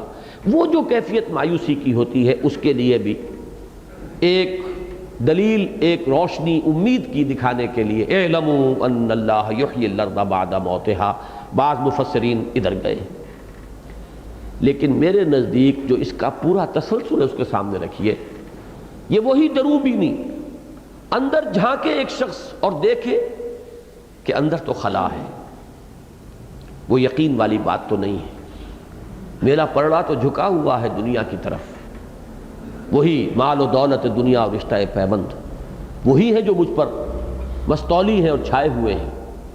جب انسان اپنے دل کے اندر سختی کا احساس کرتا ہے تو اب اس میں مایوسی اگر پیدا ہو گئی تو پھر اس کے ہاتھ پاؤں شل ہو جائیں گے۔ اصلاح کے لیے جس عزیمت کی ضرورت ہے، جس قوت ارادی کی ضرورت ہے، وہ ہاتھ سے جاتی رہے گی۔ اس امید کے لیے فرمایا مایوس نہ ہو، لا تیأسوا من روح اللہ، اللہ کی رحمت سے مایوس نہ ہو، اعلموا ان اللہ یحیی الارض بعد موتہا۔ تم دیکھتے نہیں، تمہارے خارج میں یہ مشاہدہ ہوتا رہتا ہے تمہیں کہ زمین مردہ ہوتی ہے، اللہ تعالیٰ دوبارہ زندہ کر دیتا ہے۔ تمہارے دلوں کی زمین بھی اگر مردہ ہو چکی ہے لیکن احساس ہو گیا ہے تو گویا کہ بہت بڑا فضل ہوا ہے اللہ کا تم پر کہ تمہیں وہ احساس ہو گیا۔ اب اس احساس کو اپنا بنیادی سرمایہ بنا کر اصلاح پر کمر بستہ ہو جاؤ، مایوسی کو قریب نہ آنے دو۔ اللہ تعالیٰ تمہارے ان دلوں کی ویران زمین کے اندر، اس اجاڑ بستی کے اندر پھر ایمان کی لہلہاتی ہوئی فصل جو ہے وہ پیدا کر سکتا ہے۔ اعلموا ان اللہ یحیی الارض بعد موتہا قد بینا لکم الآیات لعلکم تعقلون، ہم نے تمہارے لیے اپنی آیات کو واضح کر دیا ہے، روشن کر دیا ہے، اس کی تبیین کر دی ہے تاکہ تم عقل سے کام لو۔ تو میرے نزدیک اس کا تعلق جو ہے وہ انسان کی اپنی باطنی کیفیت کے ساتھ ہے۔ علم یانے سے جو بات شروع ہوئی ہے اسی کے حوالے سے کہ گھبراؤ نہیں، بد دل نہ ہو، مایوس نہ ہو، اصلاح پر کمر کس لو، ارادہ کر لو، اثر نو عزم مصمم کر لو، تو اللہ تعالیٰ کی تائید، توفیق، نصرت، تیسیر تمہارے شامل حال ہوگی۔ اور جس طرح اللہ تعالیٰ مردہ زمین کو دوبارہ حیات تازہ عطا فرما دیتا ہے، تمہارے دلوں کے اندر بھی ایمان کی ایک تازہ فصل جو ہے وہ اگا دے گا۔ البتہ اب دیکھیے اسی تفصیل کو آگے بڑھائیے، زمین میں بھی تو تم ہل چلاتے ہو، کچھ محنت کرتے ہو، گوڈی کرتے ہو، زمین کو تیار کرتے ہو، کچھ کام تمہیں بھی کرنا پڑے گا۔ یہ اگر تسلسل آپ کے سامنے نہیں رہے گا تو یہ آیات بالکل انمل بے جوڑ نظر آئیں گے، لیکن یہ جو مثال میں نے دی ہے اس کے ساتھ اب ہر اپنی جگہ پر اس کا ربط جو ہے ایک ایک آیت کا، بلکہ آیت کے ایک ایک لفظ کا بہت ہی ٹھکا ہوا آپ کو نظر آئے گا۔ ان المصدقین والمصدقات واقرضوا اللہ قرضا حسنا، وہ ہل چلانا جو ہے دلوں کی اس زمین کے اندر بھی ہل چلانا پڑے گا، اس کے اندر کی کثافتوں کو نکالنا پڑے گا۔ اور وہ کیا ہے؟ دل کی کثافت ہے مال کی محبت، اس لیے کہ اصل فیصلہ کن چیز کیا ہے؟ یا حب دنیا یا حب عقبہ، کلا بل تحبون العاجلۃ وتذرون الآخرۃ، تمہاری ساری گمراہیوں کی جڑ یہی ہے کہ تم عاجلہ سے محبت کرتے ہو اور آخرہ کو تم نظر انداز کر دیتے ہو۔ بل تؤثرون الحیاۃ الدنیا والآخرۃ خیر وابقیٰ، تمہاری اصل بیماری یہ ہے کہ تم ترجیح دیتے ہو حیات دنیاوی کو، حالانکہ حیات اخروی جو ہے وہ بہت بہتر بھی ہے اور باقی رہنے والی بھی۔ اصل تو گمراہی یہ ہے۔ اور دنیا کی محبت کو اگر آپ سمبولائز کرنا چاہیں تو وہ ہے مال کی محبت۔ لہذا جو حل چلانا ہوگا وہ یہی ہے کہ مال کی اس محبت کو کھرچ کھرچ کر دل سے نکالو۔ اور اس کی شکل کیا ہے؟ ان المصدقین والمصدقات واقرضوا اللہ قرضا حسنا۔ اب گویا کہ سلوک قرآنی میں اہم ترین شے ہوگی انفاق۔ ایک سلوک ایسا بھی ہو سکتا ہے، میں کسی خاص سلسلے کو ذہن میں رکھ کر نہیں کر رہا ہوں، کوئی شخص ہو سکتا ہے وہ لکھ پتی کروڑ پتی، وہ دولت اپنے کاروبار جمے چلے آ رہے ہوں اور ساری روحانیت صرف ذکر سے طے ہو رہی ہو۔ یقیناً کثرت ذکر جو بھی ہوگی اس کے کچھ اثرات ہوں گے، اس کے کچھ انوار ہوں گے، وہ بغیر انوار کے نہیں ہیں، اس کی برکات ہوں گی، لیکن وہ پھر انوار کچھ اور ہیں، ان کا اپنا ایک رنگ ہے۔ سلوک قرآنی جو ہے اس کے لیے پہلا قدم عملی یہ ہے، مال کی محبت کو دل سے نکالو۔ یہ اگر یہاں رہ گیا، جیسے کہ ہمارے منتخب نصاب میں جو اس کا سبق نمبر 2 ہے،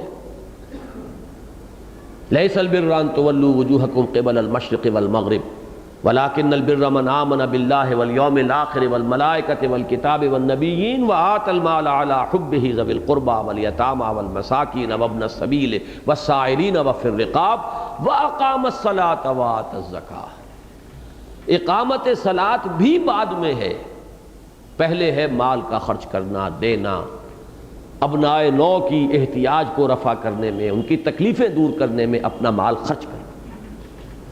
یہ اس سلوک کا پہلا قدم ہے۔ اس کی بہت سی مثالیں آپ کو قرآن مجید کے دوسرے مقامات سے بھی ملیں گی۔ یہاں تو ذرا کچھ گہرائی میں اتر کر اس ربط کو تلاش کرنا پڑتا ہے۔ بعض مقامات پر یہ مضمون بہت ہی واضح الفاظ میں آیا ہے، اس وقت یہ کام مت کرو، ادھر بعد میں کرنا۔ مثال کے طور پر ایک آیت اس قدر نمایاں ہو کر سامنے آتی ہے، لن تنالوا البر حتی تنفقوا مما تحبون۔ لام اور نون کی اس نفی کے ساتھ جو آتی انتہائی تاکیدی نفی ہے، یہ ہرگز نہیں پہنچ سکتے نیکی کے مقام کو جب تک کہ تم خرچ نہ کرو، اور خرچ بھی وہ شے کرو جو تمہیں محبوب، تب نیکی کے مقام تک رسائی ہو۔ اور میں وہاں واضح کیا کرتا ہوں کہ اگر یہ مال کی محبت نہیں ہے، بخل ہے، اگر انفاق اس راستے پر آدمی نہیں چل سکا تو وہ عابد کتنا ہی بڑا ہو جائے، فاضل کتنا ہی ہو جائے، عالم کتنا ہی اونچا ہو جائے، مفسر بن جائے، محدث بن جائے، قرآن مجید کی اصطلاح میں نیک شمار نہیں ہوگا۔ اس لیے کہ ہر لفظ کی اپنی ایک کنوٹیشن ہے، ہر لفظ کا اپنا ایک مفہوم ہے۔ لن تنالوا البر حتی تنفقوا مما تحبون، یہ اس کی بالکل 2 اور 2 4 کی طرح کی 2 ٹوک بات جسے کہتے ہیں۔ اسی طریقے سے آخری پارے میں فرمایا فلقتحم العقبہ، انسان گھاٹی کو عبور نہیں کر پایا۔ وما ادراک ما العقبہ، اور تمہیں کچھ پتا ہے، جانتے ہو گھاٹی کون سی ہے؟ فک رقبۃ، کسی گردن کا آزاد کرا دینا، او اطعام فی یوم ذی مسغبۃ، یا کھانا کھلانا قحط کے دن میں، جبکہ خود اپنے لیے اندیشہ ہو رہا ہو، نظر آ رہا ہو کہ میرا اپنا بھی جو ذخیرہ تھا وہ ختم ہونے کے قریب آ چکا ہے اور خود مجھے اب فاقوں کا اندیشہ ہے، اس دن کھانا کھلانا۔ یتیما ذا مقربۃ او مسکینا ذا متربہ، کسی یتیم کو جو قرابت دار بھی ہو اور مسکین کو جو خاک میں رل رہا ہو۔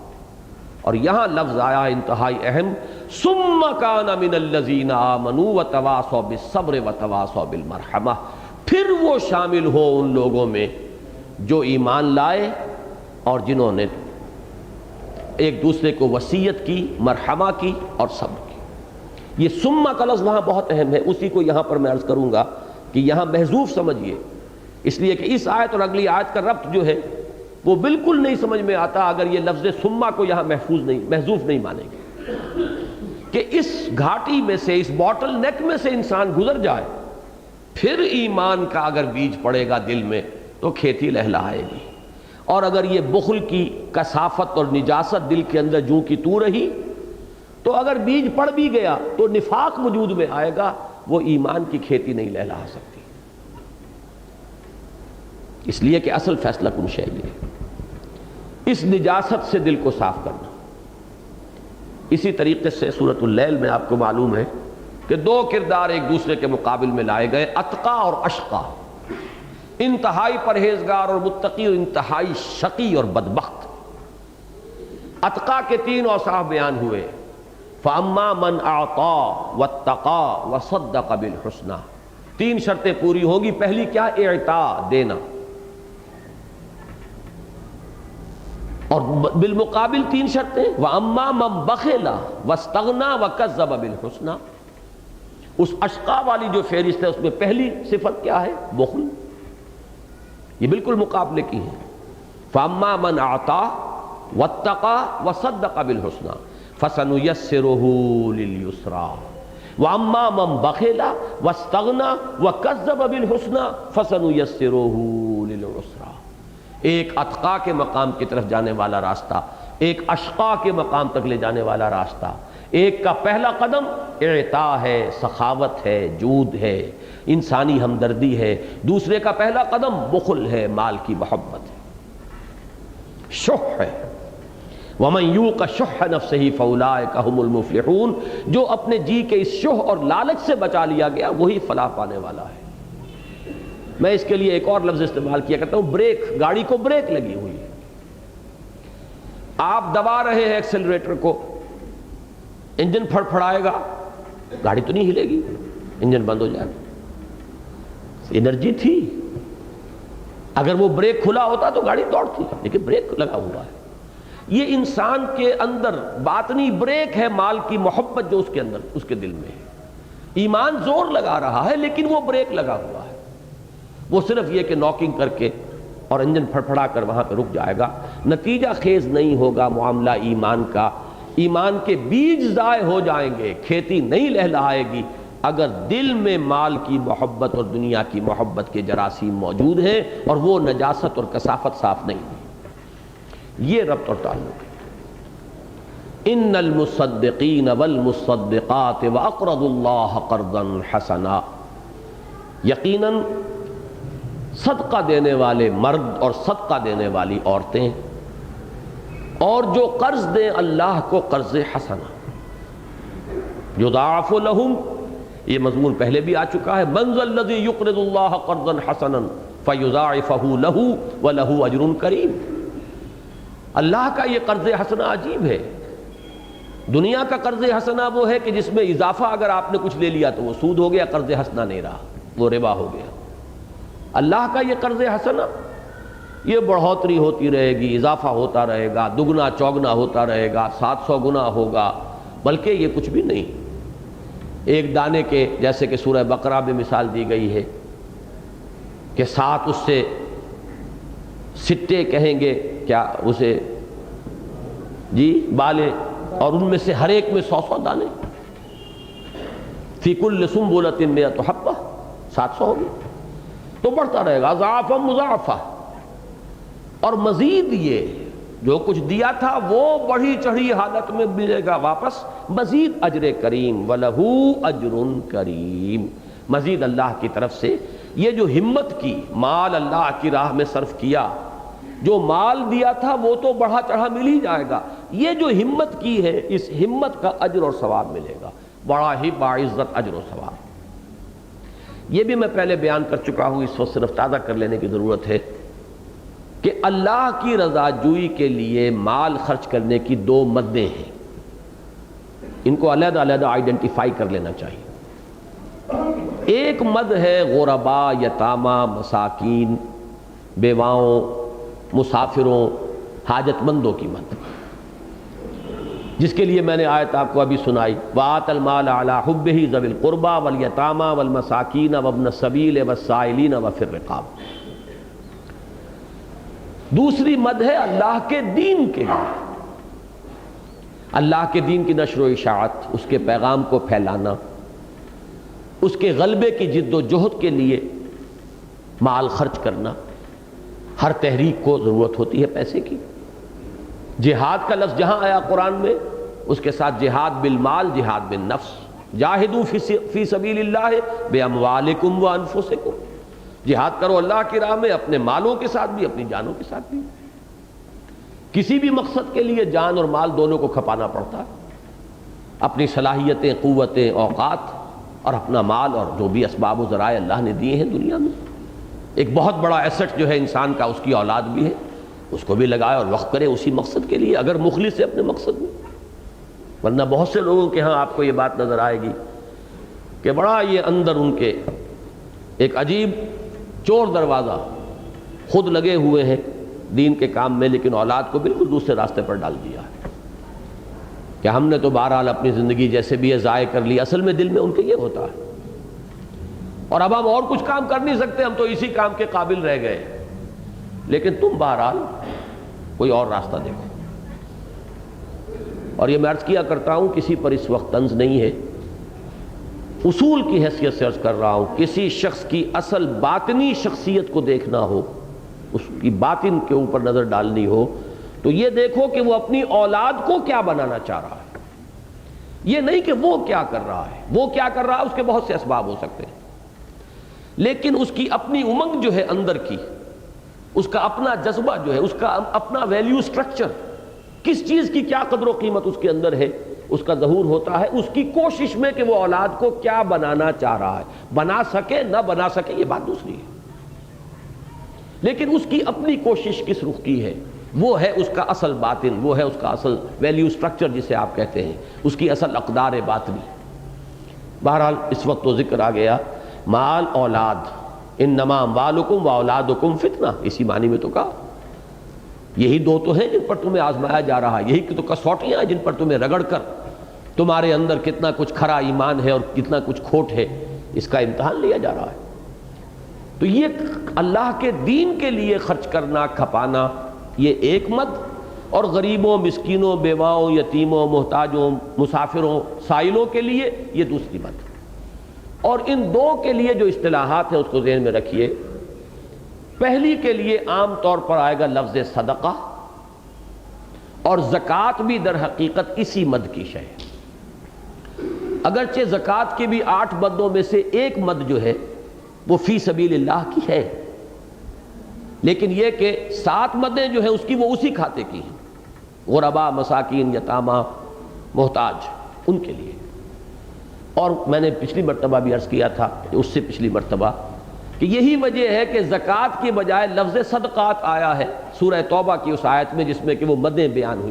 انما الصدقات للفقراء، یہاں سے وہ آیت چلتی ہے تو وہاں لفظ زکوٰۃ کو بھی صدقات کے لفظ سے تعبیر کیا گیا.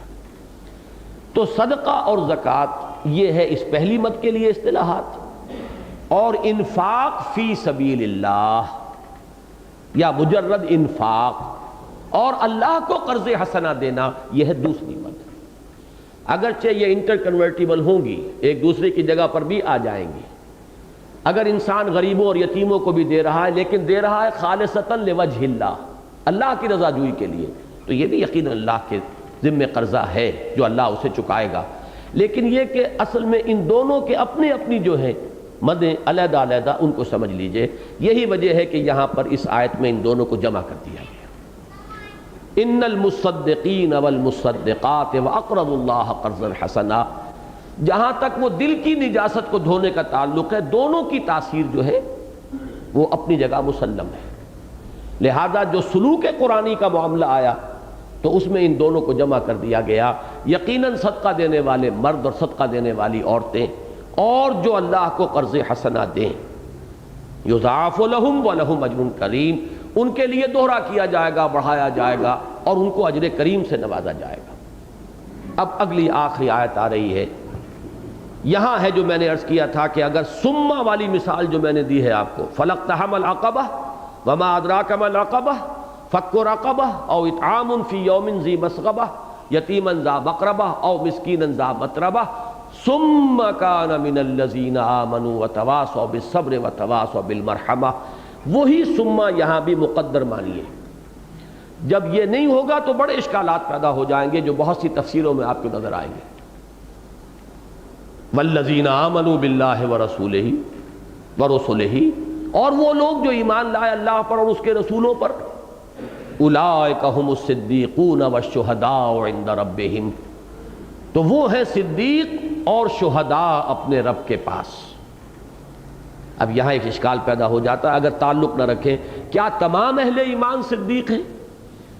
والذین آمنوا باللہ ورسولہ ورسلہ اولئک ھم الصدیقون والشہداء.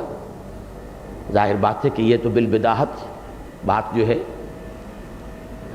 صحیح معلوم نہیں ہوتی. یہ تو مراتب ہے، صدیقیت بہت اونچا مرتبہ ہے، شہادت کا بہت اعلیٰ رتبہ ہے. یہ اس قرآن مجید کی اصطلاحات ہیں، ان کو یہاں لغوی مفہوم کے اوپر ہم قیاس نہیں کر سکتے. سورہ انعام میں فرمایا، سورہ نساء میں فرمایا وَمَن يُطِعِ اللَّهَ وَالرَّسُولَ فَأُولَٰئِكَ مَعَ الَّذِينَ أَنْعَمَ اللَّهُ عَلَيْهِم مِّنَ النَّبِيِّينَ وَالصِّدِّيقِينَ وَالشُّهَدَاءِ وَالصَّالِحِينَ وَحَسُنَ أُولَٰئِكَ رَفِيقًا. جو لوگ اللہ اور اس کے رسول کی اطاعت پر کاربند ہو جائیں گے انہیں معیت حاصل ہوگی. کن کی؟ جن پر اللہ کا انعام ہوا. اور وہ کون ہے؟ انبیاء ہیں، صدیقین ہیں، شہداء ہیں اور صالحین ہیں. یہ 4 درجے قائم کر لیجئے. بلند ترین درجہ نبوت، وہ دروازہ ہی بند ہو گیا، آؤٹ آف باؤنڈز. پہلے بھی کسبی نہیں تھا، اپنی محنت سے حاصل نہیں کیا جا سکتا تھا، خالص وہبی تھا، اور اب تو اس کا دروازہ ہی بند. سب سے نیچے صالحین، عام اہل ایمان، صالحین مومنین صادقین. درمیان میں 2 رتبے ہیں. نبوت کے ساتھ بالکل ملحق رتبہ ہے صدیقیت کا. یہی وجہ ہے کہ افضل البشر بعد الانبیاء بالتحقیق ابو بکر الصدیق رضی اللہ عنہ. حضرت یوسف علیہ السلام کے لیے بھی لفظ صدیق آیا، یوسف ایھا الصدیق. اور یہی بات نوٹ کیجئے کہ خواتین کے لیے سب سے اونچا رتبہ ہی ہمیشہ سے صدیقہ رہا ہے. نبوت خواتین کے لیے ہے ہی نہیں. امہ صدیقہ، حضرت عیسیٰ کی والدہ حضرت مریم سلام علیہا صدیقہ تھی، اس لیے کہ اس سے اوپر کا ان کے لیے رتبہ ہی نہیں. نبوت اور رسالت پر وہ سرفراز نہیں کی گئی. صدیقیت بلند ترین مقام ہے. اور ہماری اس امت میں، امت محمد صلی اللہ علیہ وسلم کی صدیقۃ الکبریٰ حضرت خدیجہ ہے رضی اللہ تعالی. ان کے نام کا ہی جز بن گیا ہے کبریٰ. الصدیقۃ الکبریٰ ہے اصل میں. یہ سب جیسے الصدیق الاکبر ہے حضرت ابو بکر صدیق رضی اللہ تعالی عنہ، ایسے ہی الصدیقۃ الکبریٰ ہے حضرت خدیجہ. ویسے یہ کہ حضرت عائشہ صدیقہ یہ ٹھیک ہے، لیکن یہ کہ اس میں اونچا بلند ترین مقام جو ہے خواتین میں وہ حضرت خدیجہ کا، اس میں کوئی شک نہیں. تو یہ صدیقیت جو بہت قریب مقام ہے نبوت کے، اس سے پھر ملحق ہے نیچے درجہ شہادت کا ہے. اور اس میں ایک بات اور بھی نوٹ کیجئے، صدیقیت کے اس مرتبے میں معرفت اور اندرونی کیفیات کا زیادہ لحاظ ہے، اور شہادت کے رتبے میں جہاد، دعوت، تبلیغ، حجت قائم کر دینا، گواہی دینا، یہ دوسرا جو رنگ ہے یہ زیادہ نمایاں ہے. صدیق جو ہوں گے ان میں شہادت کا رنگ بھی ہے، لیکن غالب رنگ ہوگا صدیقیت کا. اور شہداء جو ہیں وہ بہرحال عام مومنین صالحین سے بلند تر ہیں. اب ان 2 چیزوں کو ذہن میں رکھیں گے تو ربط واضح ہو گیا. جنہوں نے اپنے دلوں کی دنیا کے اندر یہ حل چلا لیا ہو، اگر ان کے دلوں میں ایمان کا بیج پڑے گا تو اب یہ کھیتی لہلہائے گی. اب افتاد تباہ اور مزاج کی مناسبت سے بلند تر مقامات کے لیے راستے کھلے ہوئے ہیں. صدیقیت کا مقام بھی کھلا ہوا ہے اور شہادت کا رتبہ بھی کھلا ہوا ہے. یہ انسان حاصل کر سکتا ہے اپنی اپنی محنت، اپنی اپنی کوشش، اپنی اپنی مزاج اور افتاد تباہ کی مناسبت سے. صدیقین کے لیے عام طور پر میں نے کئی مرتبہ یہ مضامین بیان کیے ہیں کہ سائیکالوجی میں یہ لفظ استعمال ہوتے ہیں کہ کچھ لوگ ہوتے ہیں جن کا مزاج کچھ باہر کی طرف، خارج کی دنیا کے ساتھ دلچسپی زیادہ ہوتی ہے. کچھ لوگ وہ ہوتے ہیں کہ جو اندر کی طرف، ان کو باطن سے دلچسپی زیادہ ہے. ایکسٹروورٹس، انٹروورٹس، ایک ہوتے ہیں ایمبیورٹس، ایک ایسا متوازن مزاج کہ ان کو اپنے باطن اندر کی طرف اپنے من میں ڈوب کر پا جا سراغ زندگی، اس کے ساتھ بھی مناسبت ہے، فکر، سوچ، غور و فکر، اس کے ساتھ بھی طبیعت کی مناسبت ہے، اور ان کی اندر فعالیت یہ بھی موجود ہے، قوت فعلی جو ہے اور اقدام کرنے کی صلاحیت یہ بھی موجود ہے۔ تو ایسے لوگ بڑے شاذ ہوتے ہیں۔ اس کے لیے تو کامل ترین مثال اور میرے نزدیک جو سب سے زیادہ بیلنسڈ مقام ہے وہ صرف محمد الرسول اللہ کا صلی اللہ علیہ وسلم۔ خود انبیاء میں بھی آپ مزاج میں دیکھیں گے، کسی کے مزاج میں صدیقیت کا رنگ زیادہ ہے، کسی کے مزاج میں شہادت کا عنصر زیادہ ہے۔ یہی وجہ ہے کہ بعض کو کہا صدیق النبیہ اور بعض کو کہا رسول النبیہ۔ رسالت کا جو تعلق ہے وہ زیادہ شہادت کے ساتھ ہے۔ فَكَيْفَ إِذَا جِئْنَا مِن كُلِّ أُمَّةٍ بِشَهِيدٍ وَجِئْنَا بِكَ عَلَىٰ هَؤُلَاءِ شَهِيدًا۔ رسول جو ہیں وہ تو اللہ کے ہاں کھڑے ہو کر گواہی دیں گے۔ کیا ہوگا اس دن اے نبی صلی اللہ علیہ وسلم، جبکہ ہم ہر امت میں سے ایک گواہ بنائیں گے، گواہ کھڑا کریں گے اور آپ کو گواہ بنا کر لائیں گے ان پر۔ ہر نبی کو گواہی دینی ہے۔ وَكَذَلِكَ جَعَلْنَاكُمْ أُمَّةً وَسَطًا لِتَكُونُوا شُهَدَاءَ عَلَى النَّاسِ وَيَكُونَ الرَّسُولُ عَلَيْكُمْ شَهِيدًا۔ تو دعوت، تبلیغ، اتمام حجت، اس میں تن من دھن لگا دینا، اس کی نسبت اور مناسبت ہے شہادت کے ساتھ، اور ایک سوز باطنی، عشق الہی اور ایک اندرونی کیفیات، اللہ پر توکل، اللہ کے ساتھ ایک باطنی تعلق، ان کا جو ہے معاملہ اور مناسبت وہ ہے صدیقیت کے ساتھ۔ اب یہ جیسا کہ میں نے عرض کیا ہے، خدا پنج انگشت یکساں نہ کرت، اللہ نے بڑے مختلف مزاج بنائے ہیں، بڑی مختلف طبائع پیدا کی ہیں، ہر گلیرا رنگ و بوئے دیگر است۔ ایک مزاج ہے ابو بکر صدیق اور عثمان غنی کا رضی اللہ تعالی عنہما، ایک مزاج ہے عمر فاروق اور حضرت حمزہ کا رضی اللہ تعالی عنہما۔ انہیں کوئی دیر ہی نہیں لگی، ادھر حضور کی دعوت کانوں میں آئی، فوراً تصدیق کی، ادھر انہیں 6 برس لگ گئے۔ حالانکہ حضرت عمر کے بارے میں تو آپ سوچ سکتے ہیں کہ قبیلہ بھی، خاندان بھی دوسرا تھا، حضور بنی ہاشم میں سے تھے، وہ بنو عدی میں سے تھے، پھر یہ کہ بہرحال اور بھی بہت سے موانع ہو سکتے ہیں۔ حضرت حمزہ کے راستے میں کون سی رکاوٹ تھی؟ انتہائی محبت تھی حضور سے، چچا بھتیجے کا رشتہ، خالہ زاد بھائی ہونے کا رشتہ، دودھ شریک بھائی ہونے کا رشتہ، انتہائی محبت حضور سے، لیکن پورے 6 برس بیت گئے کہ ان کے احساسات پہ جو تک نہیں رینگی کہ یہ کیا بھتیجا کہہ رہا ہے، یہ دعوت کیا ہے اس کی، جس کی وجہ سے کہ مکے کے گھر گھر کے اندر میدان جنگ بن گیا ہے۔ کوئی سوچ ہی نہیں، وہی اپنے سیر و شکار سے دلچسپی ہے، تیر کمان ڈالا ہے کندھے پر، نکل گئے ہیں کئی دن۔ جو نقشہ بعض روایات جو ہے ان میں حضرت اسماعیل علیہ السلام کا نظر آتا ہے، وہ اسی کا ایک عکس حضرت حمزہ کی ذات میں نظر آتا ہے، ان کی شخصیت کے اندر، ان کے مزاج کے اندر۔ توجہ ہی نہیں ہوئی، اس لیے کہ غور اور فکر کا جو ہے طبیعت کے اندر فطری میلان نہیں ہے۔ ابو بکر صدیق اور جو بہت سے صدیقین تھے جو فوراً ایمان لے آئے ہیں، وَإِذَا سَمِعُوا مَا أُنزِلَ إِلَى الرَّسُولِ، ان کا حال یہ ہوا کہ ربنا اننا سمعنا منادیا ینادی للایمان ان آمنوا بربکم فآمنا۔ جیسے کہ ایک مثال سادہ سی ہے کہ وضو کر کے کوئی شخص بیٹھا ہوا ہو تو جیسے ہی اذان کی آواز آتی ہے چل پڑتا ہے آدمی مسجد میں۔ اس طریقے سے کچھ لوگ گویا کہ منتظر بیٹھے تھے کہ جیسے ہی پکار آئے وہ فوراً آگے چل پڑیں گے۔ اس کی وجہ کیا ہے؟ ان کے اپنے اندر سوچ کا، فکر کا مادہ تھا، طبیعت انتہائی صالح تھی، فطرت سلیم تھی، عقل جو ہے وہ اپنے پوری صحت اور سلامتی کے اوپر کام کر رہی تھی، لہذا فوراً بات آئی۔ جیسے کہ سورہ نور کے اندر تمثیل کے اندر نقشہ کھینچا گیا ہے، یکاد زیتھا یضیء ولو لم تمسسہ نار، وہ اتنا صاف اور شفاف روغن ہے کہ بھڑک اٹھنے کو بیتاب ہے، چاہے ابھی آگ نے اسے چھوا بھی نہ ہو، نغمے بیتاب ہے تاروں سے نکلنے کے لیے۔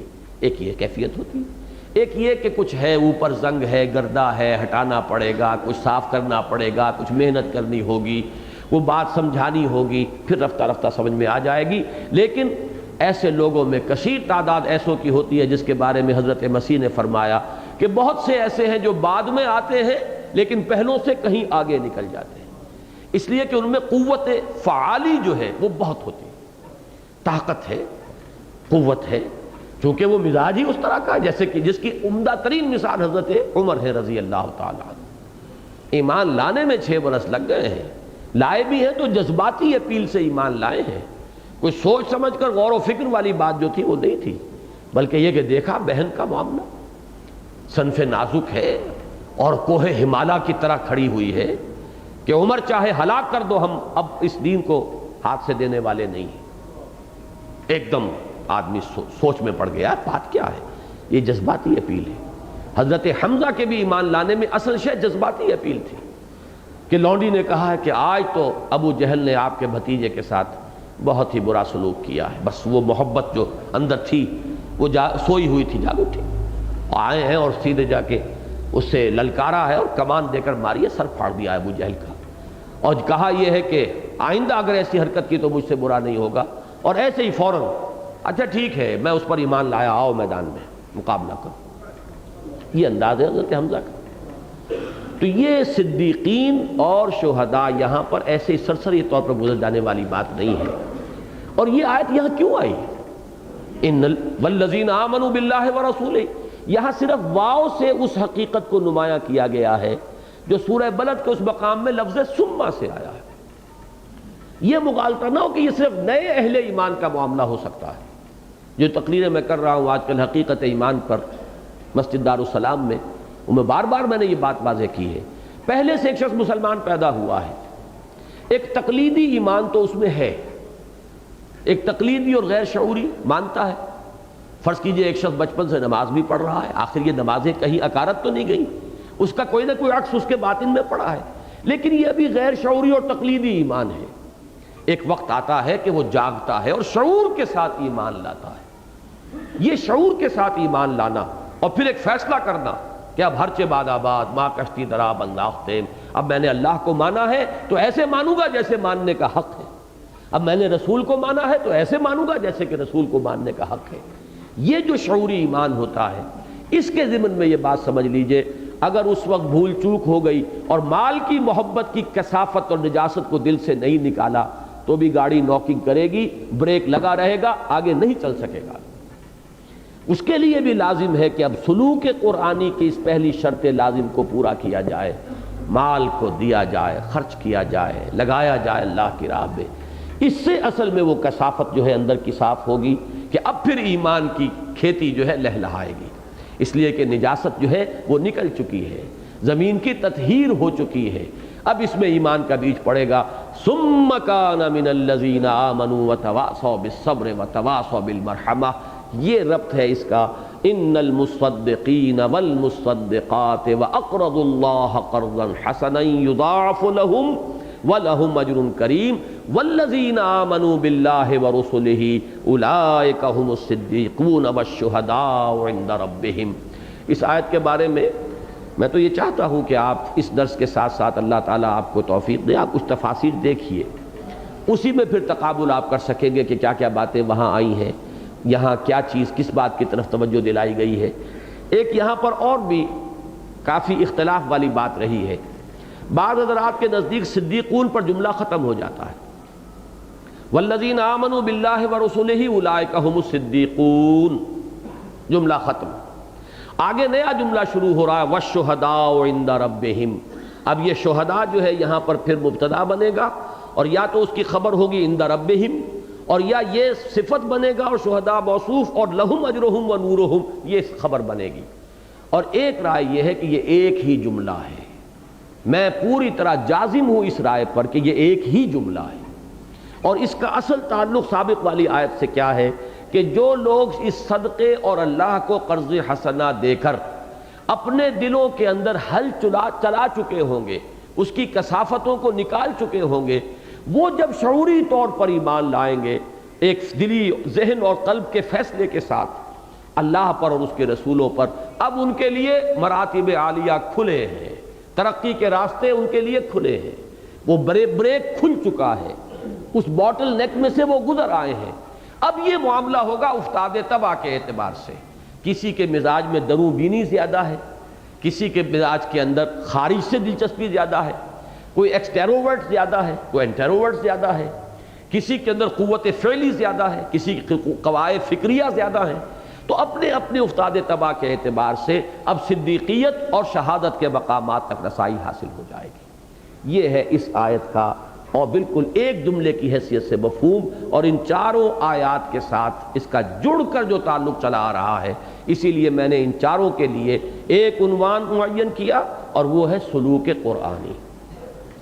فرمایا لہم اچھا شہداء عند ربہم، اس کو بھی سمجھ لیجئے۔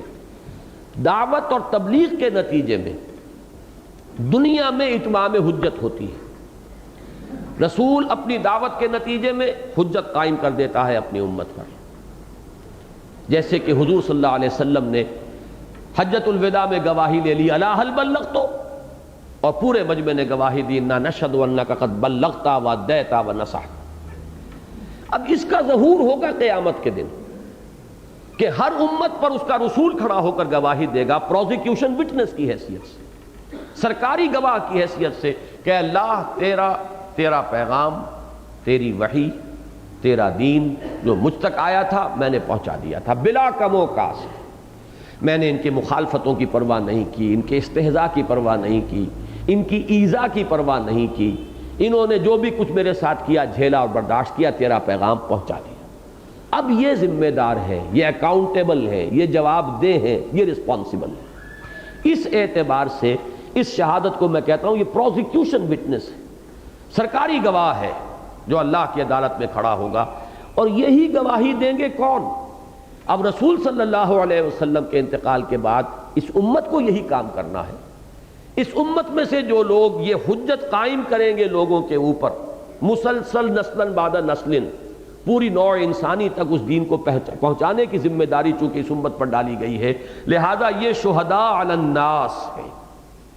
انہیں بھی دنیا میں دعوت و تبلیغ کے ذریعے سے حجت قائم کرنی ہے، اور عدالت اخروی میں انہیں بھی کھڑے ہو کر یہ حجت پیش کرنی ہوگی، اور اگر نہ کر سکے، گواہی نہ دے سکے، تو الٹی ان کے اوپر حجت قائم ہو جائے گی۔ خلق ان کو الٹا مورد الزام ٹھہرائے گی کہ اللہ تیرے دین کے امین تو یہ تھے، تیرے نبی کے ٹھیکیدار یہ بنے ہوئے تھے، سارے نبیوں سے اعلیٰ ہمارا نبی، لہلہا کر اور خوب یہ گاتے رہے اور بہت اس پر زوم کرتے رہے اور فخر کرتے رہے، لیکن اس نبی کی سنت اور تعلیمات پر نہ خود عمل کیا نہ ہم تک پہنچائے، یہ خزانے کے سانپ بن کر بیٹھے رہے۔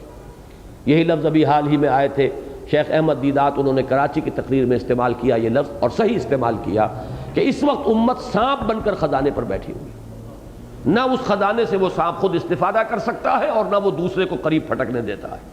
یہ حال ہمارا ہے، اپنے طرز عمل، اپنے کردار۔ آج دنیا کے سامنے ہم کیا نقشہ پیش کر رہے ہیں؟ میں نے کہا تھا نا پچھلے جمعے میں، آج ہم نے یہ نقشہ پیش کیا ہے، اور کل بھی یہی نقشہ ہوا ہوگا، مجھے نہیں معلوم، میں تو ٹی وی نہیں دیکھتا، کہ ملک اسلام کے نام پر لیا گیا، مملکت خدا داد پاکستان، 50-50 ہزار کی تعداد میں مجمع جو ہے جمعے کے روز ایسے بیٹھا رہتا ہے کہ جنبش تک نہیں کھاتا، کوئی احساس ہی نہیں کہ کون سا وقت آیا اور کون سا گیا، لہو و لعب کے اندر اس طریقے سے غرق۔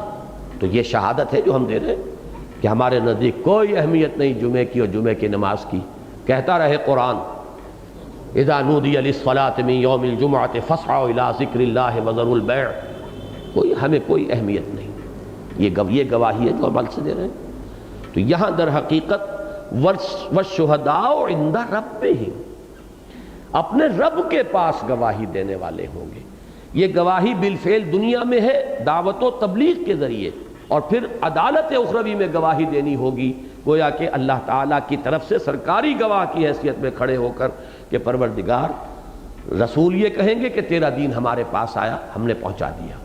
امتیوں کو یہ کہنا ہوگا کہ تیرے نبی سے جو دین ہمیں ملا، ہم نے اس میں کوئی اضافہ نہیں کیا، کوئی بدعات ایجاد نہیں کی، اس کے کسی حصے کو چھپایا نہیں۔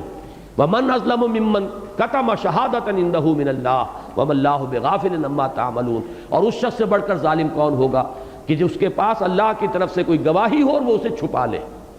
تو نہ کتمان کیا ہے، نہ ہم نے کوئی بدعات ایجاد کی، تیرے نبی سے جو دین ہمیں ملا ہم نے جو کا تو آگے پہنچایا ہے۔ یہ گواہی اگر دے سکیں تو سرخرو ہوں گے، اور نہ دے سکے تو خلق کی حجت اس امت کے اوپر قائم ہو جائے گی۔ فرمایا لہم اجرہم و نورہم، اب ان لوگوں کے لیے ان کا اجر بھی ہے، نور بھی ہے۔ اس سورہ مبارکہ کو نوٹ کیجئے، یہ لفظ نور اب یہاں پر دوسری مرتبہ آ گیا ہے، بلکہ تیسری مرتبہ۔ پہلے آیا تھا نور میں نکال کر لانے والی، اندھیروں سے نکال کر لانے والی یہ آیات بینات ہیں۔ هو الذی ينزل علی عبدہ آیات بینات لیخرجکم من الظلمات الی النور، وہی ہے اللہ جو اپنے بندے پر صلی اللہ علیہ وسلم یہ روشن آیات نازل فرما رہا ہے تاکہ وہ نکالے تمہیں اندھیروں سے نور کی طرف۔ دوسری مرتبہ ذکر آیا میدان حشر میں اہل ایمان کو نور عطا ہوگا، یسعی نورہم بین ایدیہم و بایمانہم۔ وہ حدیث میں پچھلی مرتبہ بیان کر چکا ہوں کہ یہ اس میں درجات ہوں گے، یہ ایک جیسا ہی نہیں ہوگا سب کا نور۔ حضور نے فرمایا کسی کو اتنا نور ملے گا کہ جس سے مدینے سے اور صنعاء تک روشنی ہو جائے، کسی کی روشنی عدن تک پہنچ رہی ہوگی، کسی کی اس سے کم ہوگی، اور کسی کو اتنا نور ملے گا کہ بس اس کے قدموں کے آگے روشنی ہو جائے۔ اور میں اپنے وہ الفاظ پھر دہرا رہا ہوں، بڑا خوش قسمت ہوگا وہ شخص بھی اس دن جسے اتنی ہی روشنی مل جائے کہ اس کے قدموں کے آگے روشنی ہو جائے، جس سے وہ اس کٹھن منزل سے گزر جائے۔ جیسے ایک ٹارچ کی روشنی سے بھی انسان کوئی نہ کوئی کسی پگڈنڈی سے سلامتی کے ساتھ گزر جاتا ہے۔ بہرحال وہ اس کا نقشہ کھینچا گیا ہے سورہ تحریم میں، جو اس سلسلے کی آخری صورت ہے۔ جن کو یہ نور کم ملا ہوا ہوگا وہ اللہ سے دعائیں بھی کر رہے ہوں گے، یقولون ربنا اتمم لنا نورنا واغفر لنا انک علی کل شیء قدیر، اور وہ یہ کہتے ہوں گے اے رب ہمارے اس نور کو بھی کامل فرما دے، خاص اپنے فضل سے۔ ہماری کوتاہی رہی، ہماری کمیاں رہی، ہماری تقصیر رہی، ہم یہ نہیں کہتے کہ تو نے ہمارے ساتھ ناانصافی کی، ہماری ہی کمیاں اور کوتاہیاں اور کمزوریاں تھیں، لیکن تو اپنے فضل سے اتمم لنا نورنا واغفر لنا، ہماری ان خطاؤں اور کوتاہیوں اور تقصیروں کو معاف فرما دے اور اپنے فضل سے اس نور کا اتمام فرما دے۔ تو یہ دوسری تھی بات، اور تیسری مرتبہ یہاں آ گیا لہم اجرہم و نورہم۔ چوتھی مرتبہ پھر یہ لفظ نور آئے گا اس سورہ مبارکہ کے آخر میں، یا ایھا الذین آمنوا اتقوا اللہ وآمنوا برسولہ یؤتکم کفلین من رحمتہ ویجعل لکم نورا تمشون بہ ویغفر لکم۔ تو یہ اس سورہ مبارکہ میں خاص طور پر اس کو نوٹ کیجئے، اس نور کا ذکر جو ہے بار بار آ رہا ہے۔ لہم اجرہم و نورہم، ان کے لیے ہے ان کا اجر بھی ان کا نور بھی۔ والذین کفروا وکذبوا بآیاتنا، اور وہ لوگ کہ جنہوں نے چھپایا اور دبایا اور جھٹلایا ہماری آیات کو۔ یہ دو الفاظ بھی آتے ہیں تو یہ ایسے ہی نہیں آتے، جیسے ہم کہہ دیتے ہیں گورا چٹا یا اور اس طرح کے الفاظ صرف بات میں زور دینے کے لیے، ایسا نہیں ہے، بلکہ ان دونوں کا اپنا اپنا محل ہے۔ جیسے میں نے رؤوف اور رحیم کی آپ کے سامنے بڑی تفصیل سے وضاحت کی تھی۔ کفر کے اصل معنی ہے دبا دینا، چھپا دینا، اسی لیے یہ لفظ کفار آیا ہے قرآن مجید میں، یعجب الکفارہ، اگلے سبق کے اندر یہ لفظ آ رہا ہے۔ کاشتکار جو ہے اس کے لیے یہ لفظ آتا ہے، اس لیے کہ وہ بیج کو زمین میں چھپاتا ہے۔ کفر کے معنی دبا دینا، چھپا دینا۔ مقابلے کا لفظ ہے شکر، ظاہر کرنا۔ آپ کے اوپر کسی نے احسان کیا، اس احسان کے لیے کہ رد عمل میں ایک شکر کا جذبہ دل میں ابھرا، آپ نے اسے ظاہر کیا، یہ ہے شکر، اور اس کو دبا دیا، آپ کو زبان سے اس کا شکریہ ادا کرنے کی توفیق نصیب نہیں ہوئی، یہ ہے کفران نعمت۔ تو کفر اور شکر یہ مقابلے کے الفاظ ہیں۔ تو کفر اصل میں کیا ہے کہ ایمان کی جو گواہی ہماری فطرت میں موجود ہے، پھر یہ گواہی جاگتی ہے جبکہ وحی کا نور سامنے آتا ہے اور وحی کی دعوت سامنے آتی ہے، تو فطرت گواہی دیتی ہے کہ یہ حق ہے۔ ایک طرف ایک انسان اس گواہی کو دباتا ہے، اپنی فطرت کی اس پکار کو دباتا ہے، یا جیسے مثلا کوئی برا کام کوئی شخص کر رہا ہے، اس کا ضمیر ملامت کر رہا ہے، وہ اپنے ضمیر کو دباتا ہے، کچلتا ہے، اور یہ ضمیر کا کچلنا اور دبانا اس انتہا تک بھی پہنچ جاتا ہے کہ پھر ضمیر کی موت واقع ہو جاتی ہے، جیسا کہ میں عرض کر چکا ہوں، پھر وہ ملامت بھی نہیں کرتا، وہ اندر سے ختم ہو جاتا ہے۔ اسی طریقے سے فطرت کے اندر سے جو گواہی برآمد ہوتی ہے، اللہ کی معرفت، اللہ کی ربوبیت، الستو بربکم قالوا بلا، جو عہد کر کے ہم آئے تھے، جو ہماری روح کے اندر مضمر ہے، اس کی گواہی کو دبانا، اور اگر آیات قرآنیہ سے، وحی کی روشنی سے وہ اجاگر ہو تو ان کو پھر بھی کسی تعصب کی وجہ سے، کسی مصلحت کی وجہ سے اس کو چھپانا یہ کفر ہے۔ اور اس سے اگلا مرحلہ کیا ہے؟ جھٹلانا۔ نبی آیات بینات کے ذریعے سے حق کی دعوت دے رہا ہے، اب یہ ڈھٹائی کی انتہا ہے کہ نہیں تم غلط کہہ رہے ہو، یہ نہ تمہارے اوپر کوئی وحی نازل ہوئی ہے، نہ یہ اللہ کا پیغام ہے۔ اندر سے اپنی فطرت کی گواہی کو دبا رہا ہے، باہر سے تکذیب کر رہا ہے اللہ کی آیات کی۔ ان دونوں چیزوں کے مجموعے سے گویا کہ یوں سمجھیے کہ اس کا جرم جو ہے اپنی شناعت کے اعتبار سے آخری درجے کو پہنچ گیا۔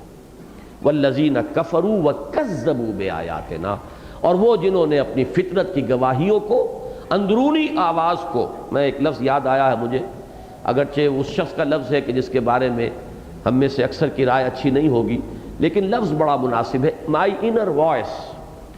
یہ بہت سے حضرات کو یاد آ گیا ہوگا کہ یہ لفظ کون استعمال کیا کرتا تھا۔ ایک اندرونی آواز ہوتی ہے، اب اس شخص نے اسے صحیح استعمال کیا یا غلط استعمال کیا وہ جانے، لیکن واقعہ یہ ہے کہ فطرت کی آواز ہے، ضمیر کی آواز ہے، اندر سے فطرت گواہی دیتی ہے۔ انسان کی روح کے اندر معرفت رب اور محبت خداوندی مضمر ہیں۔ انسان در حقیقت جب خواہشات اور شہوات اور جذبات کی وہ پیروی کرتا ہے تو اپنے اندر کی ان گواہیوں کو دباتا ہے، اور دوسرے درجے میں جب خارج سے کوئی دعوت حق ان گواہیوں کو ابھارنا چاہتی ہے تو وہ ڈھٹائی کے ساتھ اس کو رد کرتا ہے اور ان کا انکار کرتا ہے۔ یہ ہے گویا کہ ظلمات بعضها فوق بعض۔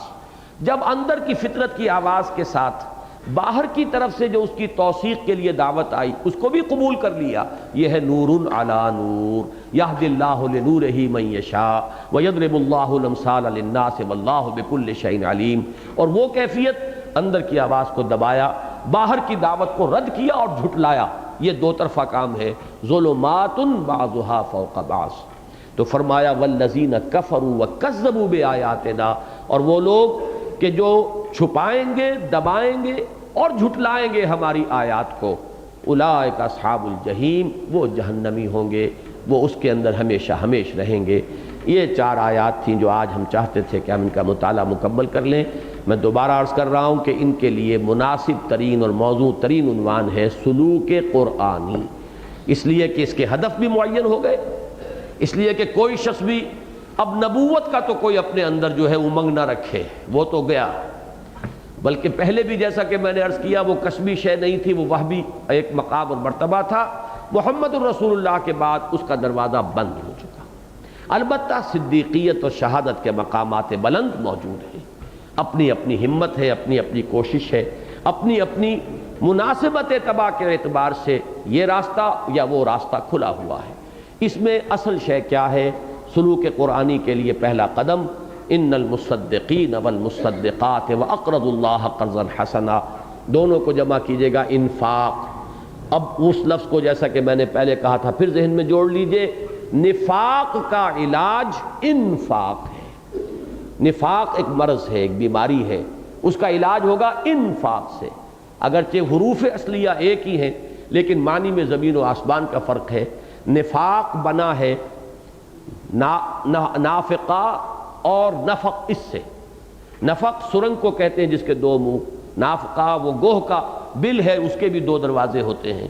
تو 2 منہ انسان، ایک دوہرا کردار، کچھ ادھر بھی ہے کچھ ادھر بھی ہے، مذبذبین بین ذالک لا الہ ہؤلاء ولا الہ ہؤلاء، جو شخص کچھ ادھر بھی ہے کچھ ادھر بھی ہے، اس کے بارے میں یہ بھی کہہ سکتے ہیں کہ نہ ادھر ہے نہ ادھر ہے، لا الہ ہؤلاء ولا الہ ہؤلاء، یہ ہے نفاق۔ اور نفق الفرس، گھوڑا مر گیا، اور نفقت الدراہم، پیسے ختم ہو گئے، اس سے بنا ہے لفظ انفاق۔ مال اور جان اللہ کی راہ میں کھپانا علاج ہے منافقت یا نفاق کا۔ بارک اللہ لی ولکم فی القرآن العظیم ونفعنی وإیاکم بالآیات والذکر الحکیم۔ ذرا 2 منٹ تشریف رکھیے، ایک اچھی بات ہے، کئی اعتبارات سے اچھی ہے انشاءاللہ، کیوں جی وہ دوسری